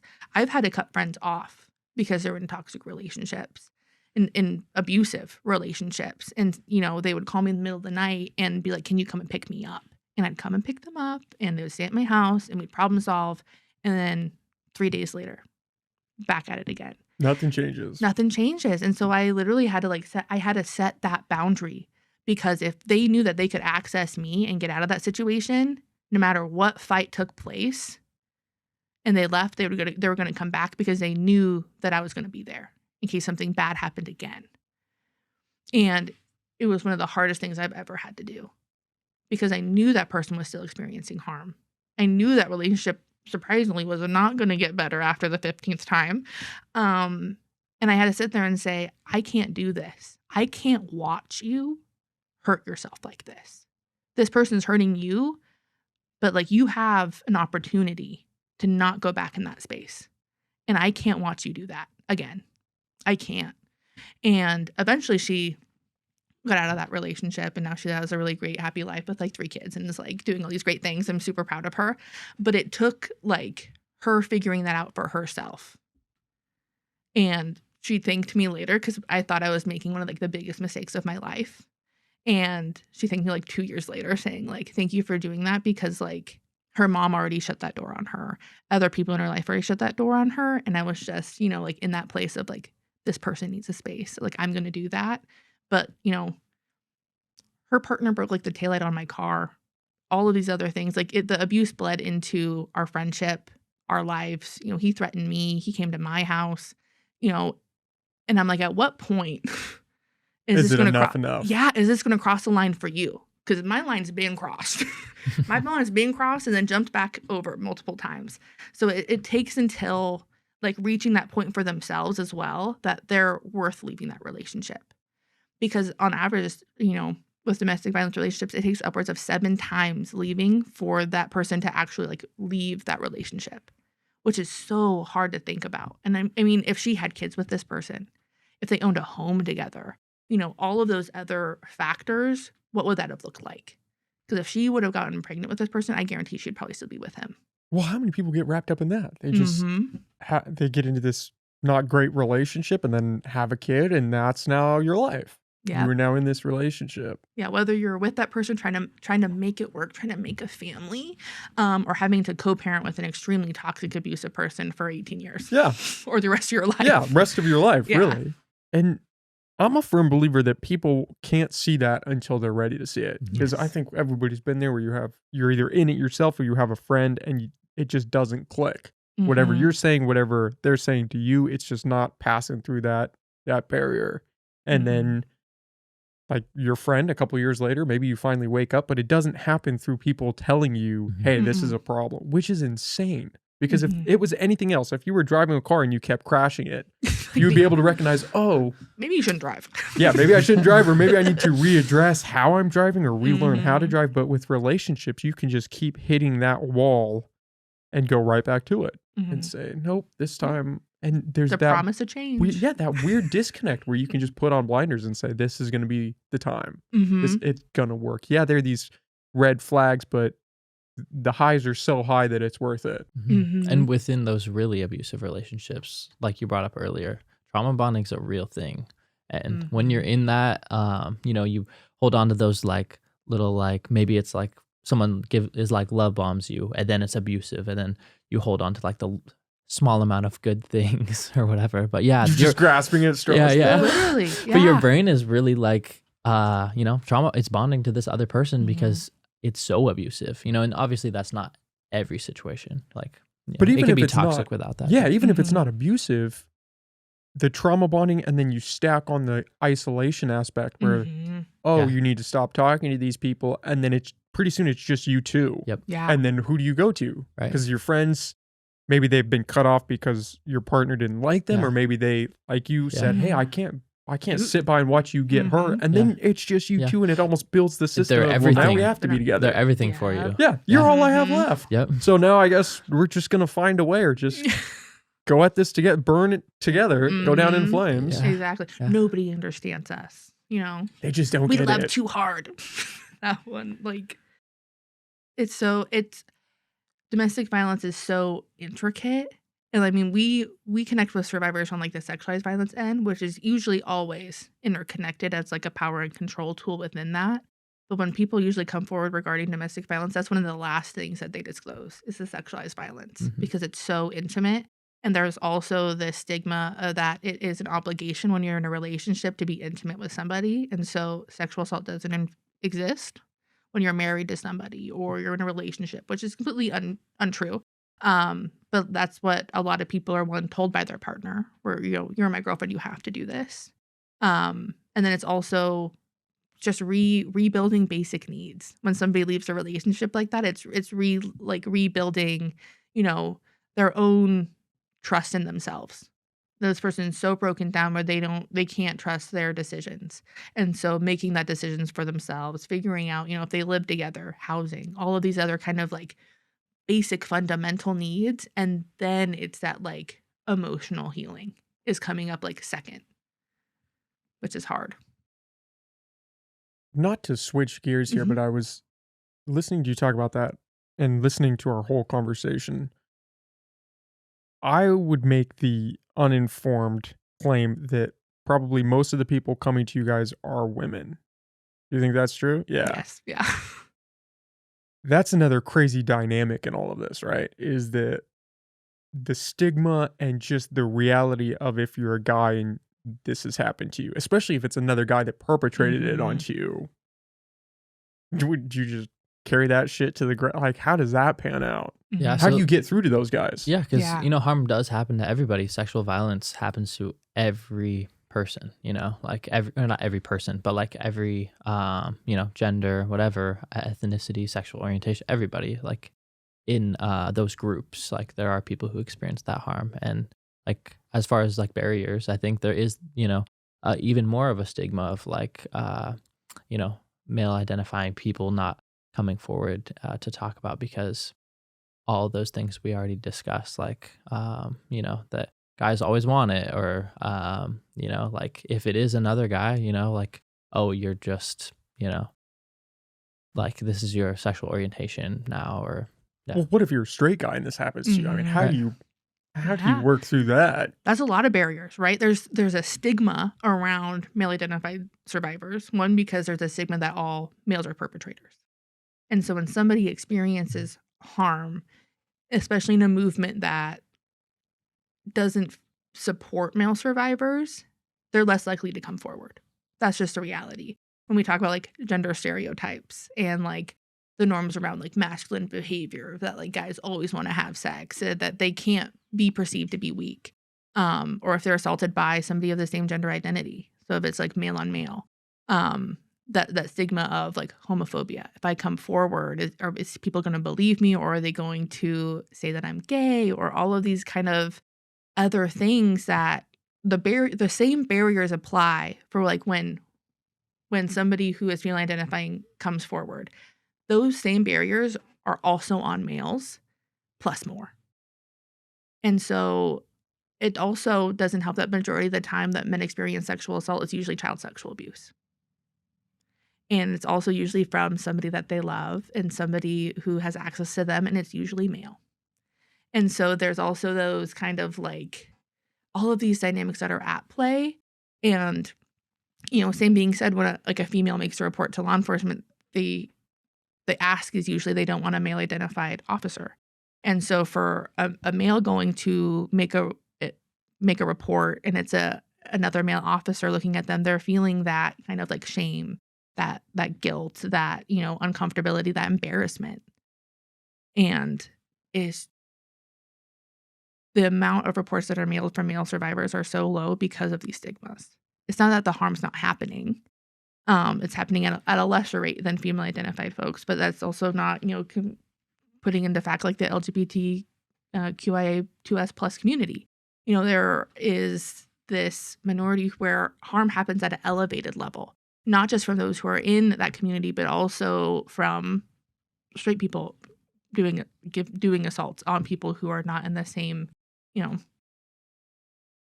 the elevation of harm is so much higher, but the reporting is so much lower and the access to services is so much lower because of stigma. Well, and you have that double-edged sword, like you said, where if you're a guy and it's a guy that perpetrated it, you have that set of stigma of, oh, are you gay now? Like, what? Mhm. And then if it's a girl that perpetrated it, you have, oh, some girl wanted to have sex with you. Yeah, Okay, but you got big deal. some. Why are Yeah, you big deal. complaining? What? Right. You got laid. Yeah. Okay. Or especially if it's like a female on male. Well, couldn't you overpower her? Couldn't you fight her off? Or even same if it's a male on male. Well, didn't you fight? Like, especially if somebody's like, well, you're like 6 foot, like you could totally like pound something, like you could beat somebody up. Like, why didn't you do that? So also really isolating in the sense of like, if you have a trauma response in that situation, because if it's somebody that, let's say it's a casual acquaintance and they're female and you don't, want to be intimate and that person, forces you, that's sexual assault. You might not, I don't know, deck that person in the face. That might not be your first response of like, get off of me. It's the same as if anybody experiences an assault. You could freeze. You could, there's so many other elements that come regarding trauma that it's so hard to like place that blame on somebody of like, oh, why didn't you fight back? Or you could overpower this person. Like this person was still afraid. This person's still processing what's going on. For a lot of times, especially with like sexual assault, the reaction time is so like slow because you're kind of just processing like, the hell's happening? Yeah, what's going on What's right going now? on right now? Is this really happening? Because again, it's usually somebody that you know. So you're like, is this person really doing this right now?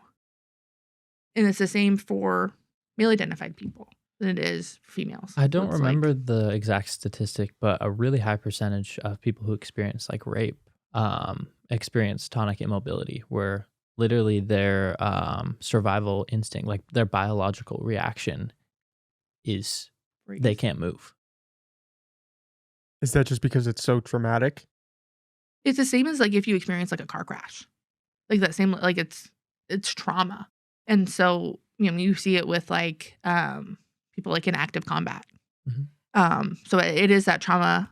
And then it's also like our mind trying to protect ourselves. Like our minds are super like ingrained in trying to protect Other ourselves. animals too, we see Mhm. that. There's videos of like other like I don't know, it was like I don't know what kind of animals it was that I Possums? saw. But They're yeah, freezing. yeah, there's an example.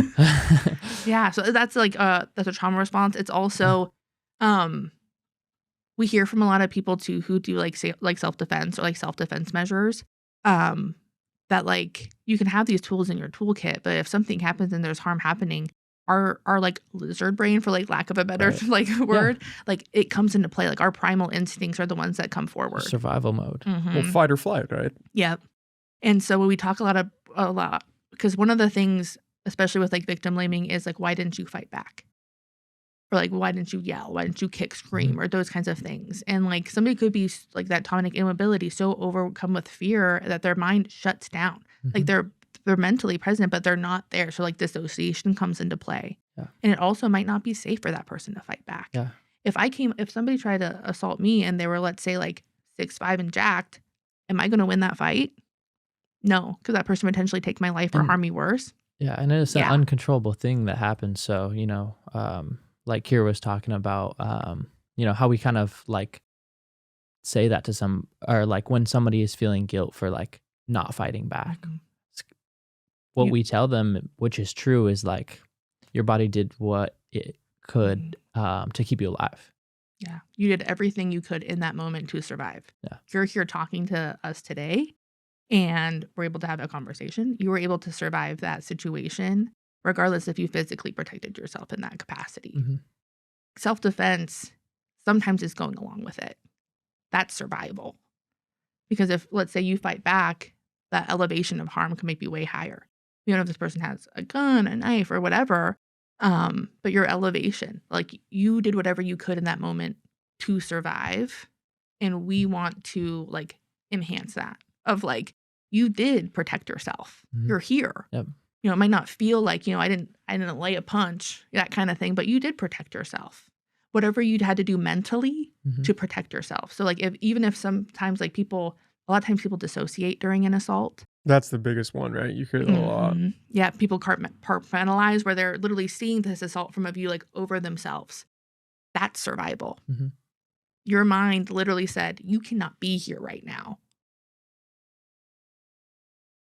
So you survived. That's the simple. You survived. It doesn't feel good a lot of the times. There's always these what ifs. That's part of the victim blame culture, all of those things. But survival looks different for so many people. And that's why trauma responses are so different for everybody. Because if somebody's experienced assault maybe multiple times in their lifetime, and then they experience another assault, somebody might might have a different trauma response. Maybe the first time they fought back and they were beaten. And so the second time they experience an assault, they're going along with it because they don't want to be beaten, even if it's a different perpetrator. Yeah. And I think that kind of highlights the importance of talking more about like, teaching people not to do these things instead of like, oh, self-defense, carry this pepper spray. And like, oh, of course, like all those things aren't bad things to do, right? It can like prevent things, right? But the real important thing is like preventing someone from deciding to do this, to cause this harm. I'll be honest, I've never really been a fan of that side of the argument. I understand. One of the things I've always heard is that we need to raise boys to be better men. And that kind of irks me in some ways. I understand where they're coming from when they say that. Part of me feels like they're just diminishing the female perpetrator side. Part of me is upset because it's not good men that are perpetrating these things. Like, it's not people that are being raised up right that are doing this. It's not an educational thing. People know that rape is wrong. So it's not we need to raise better men. We have better men. It's that bad people do bad things. And so the idea that we're just going to, through education or through these institutions, just going to raise a new generation of men that are just above this is kind of absurd in some regard, because we have good men that don't do this and we have bad people that do bad things. Like, that's just a reality of where we are in society. I think a better stance would be, I will raise my daughter. I mean, I hope she'll do MMA. I hope she'll be in these classes. I think every girl should carry a gun, be protective, or at least carry pepper spray. I mean, it's unfortunate. It goes back to that thing where it's unfortunate that we are in a society where we might have to take these precautions, but we are also in a society where you have to take these precautions. So rather than hope the world just becomes a better place, yes, we can work towards that. But rather than just hope that happens, maybe we do take these steps. Maybe we train girls to fight so that they can protect themselves and they feel more confident. Maybe we should definitely train men to fight too, because if you're a guy and you can carry yourself, maybe you're more inclined to intervene. Maybe you work through some things that might have led you down a path where you become a bully because you have these repressed things. I don't know, but Yeah, it should be preventative. I don't think like one is bad and the others. I think like both can be useful things, right? Like more education, better, right? Yeah. And then like also, if you're doing these things to protect yourself, that's also something that could be useful. I just have a problem with that idea, going on a rant there for a little bit, but I have a problem with the idea that it's just going to be solved by raising better men. I think again, I get the sentiment. I just think the message there is a little misplaced. I don't think that's how we solve this problem. If we can solve it at all, I don't know if we ever get to a point where something like this doesn't happen. Yeah. I think I understand where you're coming from, of that sense, especially of like, we just need to raise better boys, because there are amazing men who would never lay a hand on a person. There are amazing people who are raising kids, with consent culture and like all of these other elements. And I think self-protection and, all of these other things are really important for people. Like we teach self-defense. We do workshops around self-defense. So I'm a self-defense instructor, and, having these toolkits in your tool belt are so important. And you could train every single day and have, your concealed carry and all these. You can have these personal protections and your brain still might freeze. Yep. It's just, it's also like, I don't want to put the blame on anybody who, if their whole life is a surface of, I can take care of myself. And in that one moment where that harm was happening, you know, everything switched. And so then holding that guilt, shame around, like, I know how to fight. I know how to protect myself, and I couldn't in that moment. And then also on like the flip side, majority of the, people who are perpetrated are male identifying. And that's not to then negate, like, females are perpetrators, non-binary people are perpetrators. Anybody can be a perpetrator the same way anybody can experience exploitation. I think the conversations are also really hard because, like you named, there are really great people who would never do that, and they're going to raise their kids to treat people with respect. And there are people who perpetrate violence who are going to raise their kids in a different way. And that doesn't mean that those kids are then going to perpetrate violence. There are households where that's never been talked about, where that harm hasn't happened to them, and that person still might perpetrate violence, because a lot of times violence is an opportunity.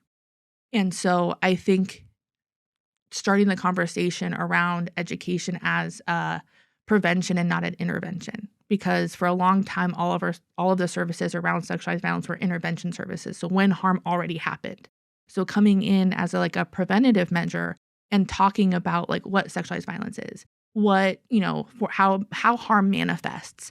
It can give a warning sign for somebody who, one, might be doing that behavior and not realizing that it's hurtful, because we don't know what happens inside households. We don't know what, happens inside somebody's own psyche, because it's also very personal. Somebody might experience harm. That doesn't mean that person's going to, perpetrate harm. It's very secular for somebody. And so if we can come in and talk about what harm looks like as a whole and not calling out, that's the one thing that, like, when we go into classrooms, if somebody says a question where we're like, or whatever, or like it's hurtful in some way, we answer that question. And we say like, well, maybe looking at it from this perspective, or, those kinds of things. So we never want to shut somebody down, because that might be an opportunity to change their perspective on something. So if somebody has like this feeling of, that they've maybe have perpetrated harm, and they're like, well, that's not harm. And so we can give it to them in like a different perspective of, you can force somebody to give you oral copulation. That's like a big one. Like, how can you force somebody to give you a blowjob? I'm like, well, you can. And these are maybe potentially ways how, but not like explicitly, but, like naming all of these different control dynamics, it might change the way that they view the behavior that they're already doing. So it might change the narrative for themselves, because they may not realize that that's abuse or that's harm. Yeah. Because it's not modeled to them. Yeah. So I can see it on both ends. As somebody who did intervention services for like 6 years, like straight on just intervention services, compared to the prevention, you can see the wheels working in some, like, especially in like high school and like middle school, because sometimes this is the first time these kids are having a conversation around what these things are. And it opens the opportunity to reflect on behaviors that they might already be having, and also for the future, recognizing when toxic behaviors are there. So it is a safety measure, because if you don't know what consent looks like, and you don't know when consent isn't present, and you get into a situation and maybe you're like, I didn't feel good about that, but you don't have that knowledge to kind of fall back on, it can feel really isolating. And if we're, talking to your friend and they experiencing something similar and they're like, oh, that's normal, you can kind of step out of that and be like, oh, that's not normal. Or, this made me feel this way, and oh, that's a sexual assault, or whatever that is, or that person overcrossed my boundary and I didn't like it. And so it gives kids the opportunity to learn and grow from the base level, whether they've already experienced harm or they've already caused harm. It's a reflection. And I think that's really important, to reflect on behavior, because we can always grow and we can always learn. And if we just don't talk about it, it's going to happen anyway. And I think talking about it, kind of like, I don't know how to say, like, it's something in the past that's been normalized and not talked about. And if we talk about it more, I think it makes people who are more prone to cause harm less comfortable to do that, if everyone's talking about it. Yeah, all of that said, not to discredit the effectiveness of prevention and these intervention Yeah. methods. I think where I'm coming from when I'm talking about that counterpoint is the idea of your stereotypical rape, of holding somebody Yeah. down and forcing yourself on them. I don't Mhm. believe the idea that, first off, the people that you were saying we need to raise better men, I think the people that are hearing that message and going to be receptive to that message are already the people that are doing Doing that. it. Yeah, Yeah. so it's like Yeah. a mute you're speaking to everybody who already is aligned with this. I think Mhm. someone who has a kid who is raised the opposite way, or somebody who themselves doesn't think that rape is bad, you're not Mhm. going to get them with that message. No. The idea that, "Oh, rape is bad," they probably do know that and don't Mhm. care or can separate themselves from that in some regard. It's almost we're just reinforcing the message amongst the people that are already aligned with it. And Mhm. I think that is some of the sentiment behind the idea of raise better men. I think it's trying to attack the idea of rape essentially, Mhm. and I think it's it's just kind of like this rallying cry that is misplaced because we're Yeah. already the people that are that hear that and say, "Yeah, they're already raising good kids." Like Mhm. they're already doing that. The Mhm. ones that don't hear that message and wouldn't care about the message are the ones that are going to perpetrate rape. Yeah, I think a better message is like talking about like how rape culture has existed Mhm. and like moving towards like creating consent culture. Just an example that comes to my head is like, if someone is a professional athlete and they're like one of the best players on a professional team and they have allegations against them of like sexual violence. Oftentimes, they're making a lot of money for that organization, whatever, and it's kind of swept under the rug. And like things like that kind of like keep like this sort of like culture of this happens and it's not a big deal. I think that is more of a topic than just it's not directly saying, oh, men need to be better, or like it's kind of like our culture as a whole. Yeah. Accountability Yeah. culture. I think that's Yeah. where it needs like people need to be held accountable, and like having what was it? It was like I don't remember who it was. My partner's really being into football. I think it's Deshaun Watson. That's not his name. That's not his name. His name's not Deshaun. Deshaun. Yeah. Deshaun I Watson, think and he had like I think he so. had a 7-game like recess where he couldn't play for 7 games, and that was it. I think, or it was like As a result of some allegations. it was like 20 plus allegations, and so like thinking about that, especially who usually watches football. Male Guys. identified, Yeah. yeah, Yeah. male Yeah. identified people, right? Right. And so if that's also being shown as like, But to be fair, most guys are not going to be that guy playing for a no, professional NFL most team. people Like, are not playing yeah, professional, yeah. like For are not sure. professional athletes. Yeah. And so that's also like showing the accountability though, because this Yeah. is somebody who is in media. Yeah. And it also perpetrates that rape culture of, like boys will be boys. Yeah.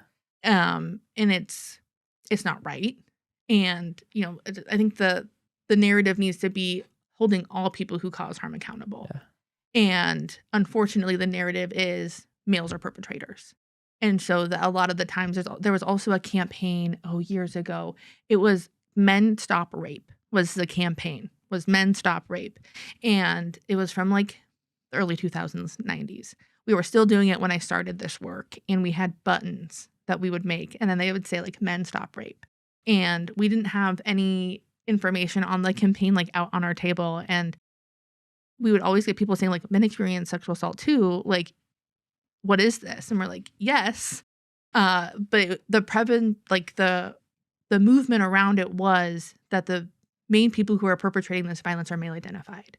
And so having males hold other males accountable in that. So like if somebody is making, like if there's like sexual harassment going on, if people are making, rape jokes or those kinds of things, somebody else in that social circle holding that person accountable. Because if, somebody on the outside, especially someone who's female identifying, coming into like a testosterone heavy group, and they're making jokes and somebody says like, that joke's not appropriate, you're going to push that person inside and say like, shut up, or like, oh, it was just a joke. But if it's another person in that friend group or another person who's on that same kind of like social level or those kinds of things, holding that person accountable, you're more likely to hear your friend out than a stranger or somebody who you don't respect. So that was kind of for that movement. I don't know if it's still in existence. We don't put those buttons out anymore because How do you guys work through I don't know how to phrase this, but rape fantasies, which I've heard that that's not the appropriate word to call them, but that's kind of because it's not really rape. And I don't think anybody actually wants to experience a rape, but Oh, like consensual non-consent? That like is that type how of- you would phrase it? I'm not sure. I've only I've seen an SVU episode about that. a rape fantasy or Yeah. sexual. Like within like people who are partners, that Yeah, type of well, thing. Or they set it up, right? Like it's something where like somebody sets it up where it is where somebody is wanting to experience a sexual assault, but it's consensual in the sense of like they set it up and it's they pre-planned. yes, premeditated. it's a premeditated and they're okay with it. Do you think that is problematic? Is that like I don't breeding wanna a kink culture? shame I mean, anyone. well, I don't want to it's- kink shame anyone, but personally, that's the face I'm just going to make. No words, just okay, if that's somebody's fantasy, there might be something else lying underneath that. But I dated a girl one time who wanted to go down that route, and she told me, and I was like, nope, No. well, you're not catching me up. Yeah, Like, you're- no, thank you. yeah, But there are some girls who like the idea of maybe you coming over late at night and they just happen to leave the door unlocked, and it's different from rape 100%, but there's this weird, it's adjacent in some weird way, where if we're talking about problematic things, I don't know if you would add that into the category, or there would be a discussion around that. I'm not really sure why that came into my head, but I was thinking about that and I wanted to ask. Well, I think if there's that conversation before, right? If the Because it's two just like us parties saying, is, oh, we're going to have sex tonight in some Some way. way. But then Yeah, it gets a little at some dicey. time. It gets a little dicey. yeah. Well, I mean, I think if both parties are agreeing and okay with it, and it's consensual in that space for both of them, then that's consensual. And there's like no gray area. Yeah, I mean, Yeah, if But do you think that's problematic in what it represents? Or am I just grasping at straws here? I think it's really hard because it's also like it leads into other fantasies maybe for somebody who, like porn, another culture like that. There's not the conversation of consent before the acts happen. And so for maybe somebody seeing that played out or hearing about it played out, that might elicit a fantasy. For somebody who has, like full consent moving forward, like let's say you and your partner agree on this, you set you have a safe word, those kinds of things. You get to say no, and that person respects it. And there's consent based around that. Like, that's completely okay. You can do whatever you want in the bedroom as long as it's consensual in my eyes. If you want to do it, have fun. But I think on like the outside perspective, if somebody was like seeing this played out and didn't know the conversations or other things like that, that could elicit harm.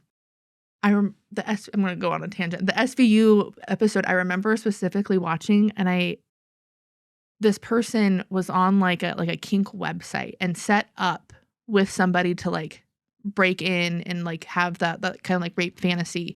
But the person who was assaulted, another person made like an account about them. So that person was assaulted, but the person who was the perpetrator was like, no, this was set up on a website. So then they had to figure out, Olivia Benson and them had to figure out who made the fake profile on the dating app. That's dangerous. Yeah. That's right. Yeah, see, so, If you like- don't know the person. Yeah. Like, So like ugh. that person really woke up and was assaulted, and the person like left as part of like the fantasy. And then they found out who that person was, and they were like, no, this person invited me over. Like this is their profile and all of this stuff. It was very wild to watch. Yeah, Very that would be a entertaining. tough. I would not want the job of unpacking that. No, That's- I was sitting there and I was like, wait a minute. And that's the first time, like when you said that, I was like, that was the first time I ever knew that was a fantasy. Yeah. I definitely like talking about what we were talking about earlier and like the culture of things. I definitely do think that and it's kind of a little bit aligned with that like fantasy of like sexual violence. I do think a large part of pornography is pretty problematic with like how it displays violence as like sexual violence and like extreme things as like a normal. Well, choking. How prevalent is choking now? Right? Very high up there. Yeah. And it's also like there's safe ways to do it too, and that's never modeled in these things. So it's just kind of like this fantasy, Right. this obtainable thing. Yeah. And there's never conversations of consent or if it's okay Yeah. or And safe words. Those scenes, it's never showing before like, okay, is this okay? This Mhm. not? It's just like straight into it, So, yeah. Well, porn And is just there's an interesting case study on almost society as a whole. Mm-hmm. I mean, it'll be interesting to see how we look back like 200 years from now Mhm. on porn, and if people oppose how we handled it, or if Mhm. we Mm-hmm. handled it the right way. Well, even exposure. I mean, Exposure, especially to kids, Oh, man. yeah. I was Kids gonna having say access to middle that is school. Yeah. crazy. I mean, Middle school, I they talk know about they have it on their phones, and I'm yeah. sitting there, I'm like, you're 12. How do you even, Yeah. know to have access to this or to look this I mean, up? like me at that age, I had Mhm. access. Like Mhm. 6th, 7th grade. Wild. Not ideal. That has to be. Especially like what type of porn is most prevalent on like the main sites, Like Mhm. I do acknowledge like there are like there is better sexual content out there that people put out, and it's not like this like really violent like these really violent like super extreme scenes, but But even that is a slippery slope, because Mhm. what determines problematic, right? If Yeah. it's two consenting adults that, yeah. I mean, you would hope that the people that are doing it actually want to be there and Yeah. want to do this Mhm. and are not forced into some way. But Yeah. if they both want to be there and want to engage in this type of activity, Yeah. how do you handle it? I just think like the overexposure of really violent things can like kind of set people up to think maybe that's how it is and like want that from their partner, and when really those things aren't. They're just really normalized within that industry. So I think that part can be problematic. I don't know. Yeah, I don't know. That kind of ties back into the sexualizing kids thing, which I think Mhm. everybody would agree is a problem. The idea that we're sexualizing kids, but then there's the problem of what does that mean? Mhm. Because kids, like you said, kids are sexualized in some regards. And how do you combat? I mean, we were all in middle school once. Mhm. People, this is gonna be a throwback reference. You guys, I don't even know if I should go here, but we got the 2 girls, 1 cup Oh yeah. phenomenon. Yeah. Yeah. Yeah. I think I saw that maybe 6th grade, Yeah. Mhm. maybe younger, maybe like 4th or 5th. No, maybe 6th grade. But Mhm. that's pretty crazy for a 6th grader to see. That would be Yeah. pretty crazy for really anybody to see. But Mhm. that you just see that if you're a kid and you have access to even if you don't have access to the internet, if you were a kid around other kids, You had access, you have and so access you Mhm. have to some crazy. access. Somebody's gonna find something that's crazy and Uh-huh. show everybody Mhm. just to say this is crazy, Yeah. right? Yeah. Yeah, I remember like it was like 4th grade was the first time that I ever saw like pornography, Mhm. and it was one of the boys in the back of the bus saw it on like his brother's computer or something and took a video of it on his like flip phone and like was showing it to people. And so it's also like if you have older siblings and like all these other things, because like I was around like middle school when I saw like 2 girls, 1 cup, and then like there was like the sandbox one. I don't. There was a lot of There's a different ones. lot. There's a There's a lot of lot. different ones. It became a wormhole very quickly, and it was also kind of like not like a rite of passage, but like everybody was talking about it. You wanted to see it because everyone was talking about it. And they're like, "Oh, this is so messed up." Like You weren't cool have if you to didn't see see it. You had to be Mhm. you. It was society Yeah, in yeah. middle school or in Mhm. elementary school. Like these are the cultural things that they just happen. Nobody would Mhm. want that to happen to their kids, but that's just you go through that. Yeah, you saw it. I don't know how much stuff I saw on my family's literal like Too much. desktop Way too computer much. I could in see. the like the computer room. I was like, who's monitoring this? Yeah, We talk about yeah. this all the time. Like, who was monitoring me on like MySpace? No Well, and one. things that your friends would show you, or Oh, if you yeah. were playing sports and I mean, in the dugout, I saw some crazy stuff because it's just you guys are you're waiting to go up to bat or Mm-hmm. whatever, and you're just somebody's going down a rabbit hole and they're showing everybody. And how do you combat that? And more so, Mhm. how do you combat that without infringing on people's rights and on parental rights? I mean, Mm-hmm. Well, it's hard too, because like, and also like as another kid. So even if you don't want to see it and you're like, oh, this makes me sick or whatever, you're seeing it. you're seeing it. And then if you're like, no, I don't want to see it, or you tell the adult, you don't want to be that kid. You don't want to, You nobody don't wants to be that Nobody kid. wants to be that kid. And so then it's also then like you're in that limbo if I say something, or even if something's not okay and I say something, like I'm going to be ostracized. I'm going to get made fun of. So I'd rather just sit here and watch it. That's hard. Yeah, it's almost like we've opened Pandora's box Yeah. in some regards. Just through our progress in society, Mhm. and now people recognize that there are some problems, but nobody has a real tangible way of reeling things back in. Yeah. And so that's like the buzzword of sexualizing kids. Yeah, nobody would agree with doing that, but what does that look like? How do we not Mhm. do that? And you do have the counter argument of, like you said, teaching kids about their bodies and about these things. Maybe that exposes a kid to the words needed to express something that they went through. So if Mhm. some kid hadn't gone to one of your guys' teachings or something and had been sexually assaulted, wouldn't know that that's wrong or wouldn't have the words to express what happened to them because Mhm. they never went through a lecture like your guys's. Yeah. And Yeah. we aren't necessarily like teaching about body parts and stuff like that. They have like separate sex ed programs, and At the we're high more school, like yeah. Okay. consent. Yeah, not necessarily you guys, but Relationships. going through a program Sure, like that. Yeah, sure. yeah. Yeah. No. Well, it opens doors, and then I had a thought. It might be gone. I hate when It that I happens. had one It of those. happens. I think I had two of those. Right? Yeah.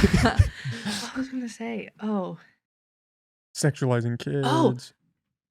When we're talking about anatomy, I think it's also super important to also like break that barrier of like our bodies aren't inherently sexual. Mhm. These are just our bodies, Right. and that we all have bodies. And so I think like when we're just talking about bodies after like harm has happened or like in through the lens of harm, then I think it adds to the like sexualize the Mm.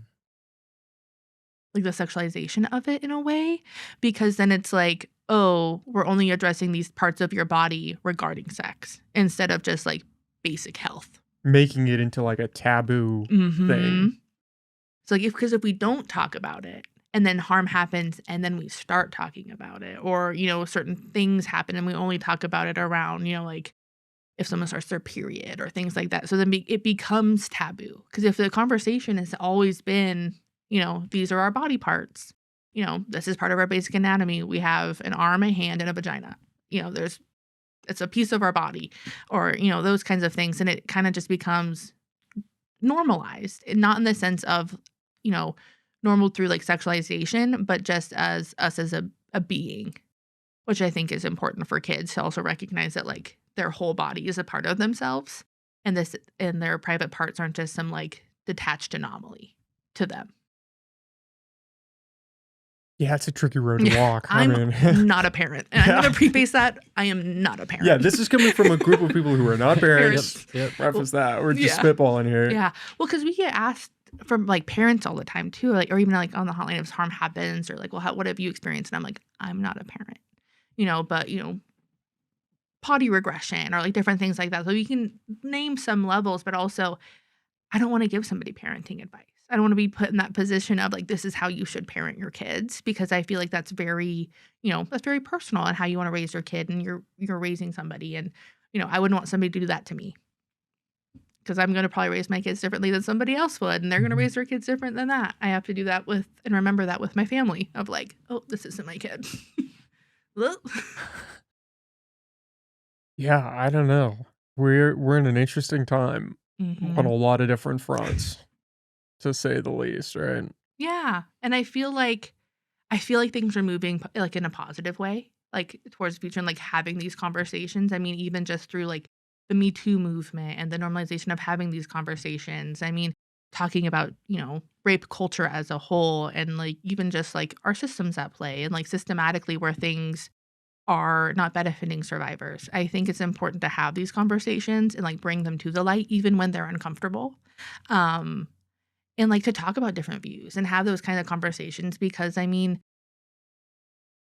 intimacy and sex is so private for so many people, and so is sexualized violence, and they're different. And so when there's that like betrayal and that those lines are blurred, it's like when is it okay to talk about sex and when is it okay to talk about sexualized violence, and like what does that look like? And just in these few years of like being, in education and being in the schools, like these kids, you walk in a room and you're like, what does consent mean? And they'll tell you permission. You have to ask. It is mutual. It's affirmative. They're able to use this language, and like have an understanding of that, which I think is super empowering. And when I was doing this work at 2021, that wasn't the case. And so, the growth within that and the comfortability in the conversations has grown. And I think a lot of it starts at home, you know, because if you talk with your kids about certain things, like it's going to be more comfortable to talk about with others. And there's pros and cons to everything. And so, I mean, from what I've experienced, I see like a really good forward trajectory on these conversations and people understanding consent and how to treat others with respect. Because I think that's like the baseline when you talk about respect and you talk about boundaries. It's treating people with mutual respect, which should be a common thread throughout every aspect of people's lives. And so I feel like it lays the framework for a lot of other intersections in people's lives. Yeah, I think we're making progress. I think society as a whole is good about moving forward. It just doesn't always happen as fast as people would want in some Yeah. ways. And there's some people who really don't want it. So, and those people are gonna fight for what they believe in. And I'm in a stance of like I'm gonna stand up for what I believe in, and I hope people do the same for themselves. Do you guys get a lot of pushback against the organization just in general, or Not really. that's a good sign? Not really. Not anymore. I mean, like I said, we get like the side eyes, those kinds of things. We don't really typically get people like coming up to us and saying like you need to leave or like those Well, you kinds guys of aren't a things. controversial No. group. Like you guys are out here just providing support for Yeah. those that need it. People don't like the word rape. And so I think that's also like when we go into schools, we use different verbiage for who we are. Sometimes like we'll say like we're a part of our CAP program, child abuse prevention program, housed under the North Coast Rape Crisis Team. Isn't it good? Isn't in a sense the word is good that it elicits that response? Because you wouldn't want it to be something Too that normalized. that you could just walk by. But when you hear rape, it's everybody Like, oh. perks up because you know it's something serious. Yeah. So I mean it's good and bad. And so and we'll continue to change our verbiage and our language, and we're going to talk about the same things. So whether you like the North Coast Rape Crisis Team as an agency or the Child Abuse Prevention Program as an agency, we're going to come in and we're going to talk about stuff. And I think that's really important to continue to show up. We don't get a lot of like societal pushback around things because I mean we're a service agency, and so when people are coming to us, they've experienced harm in some capacity.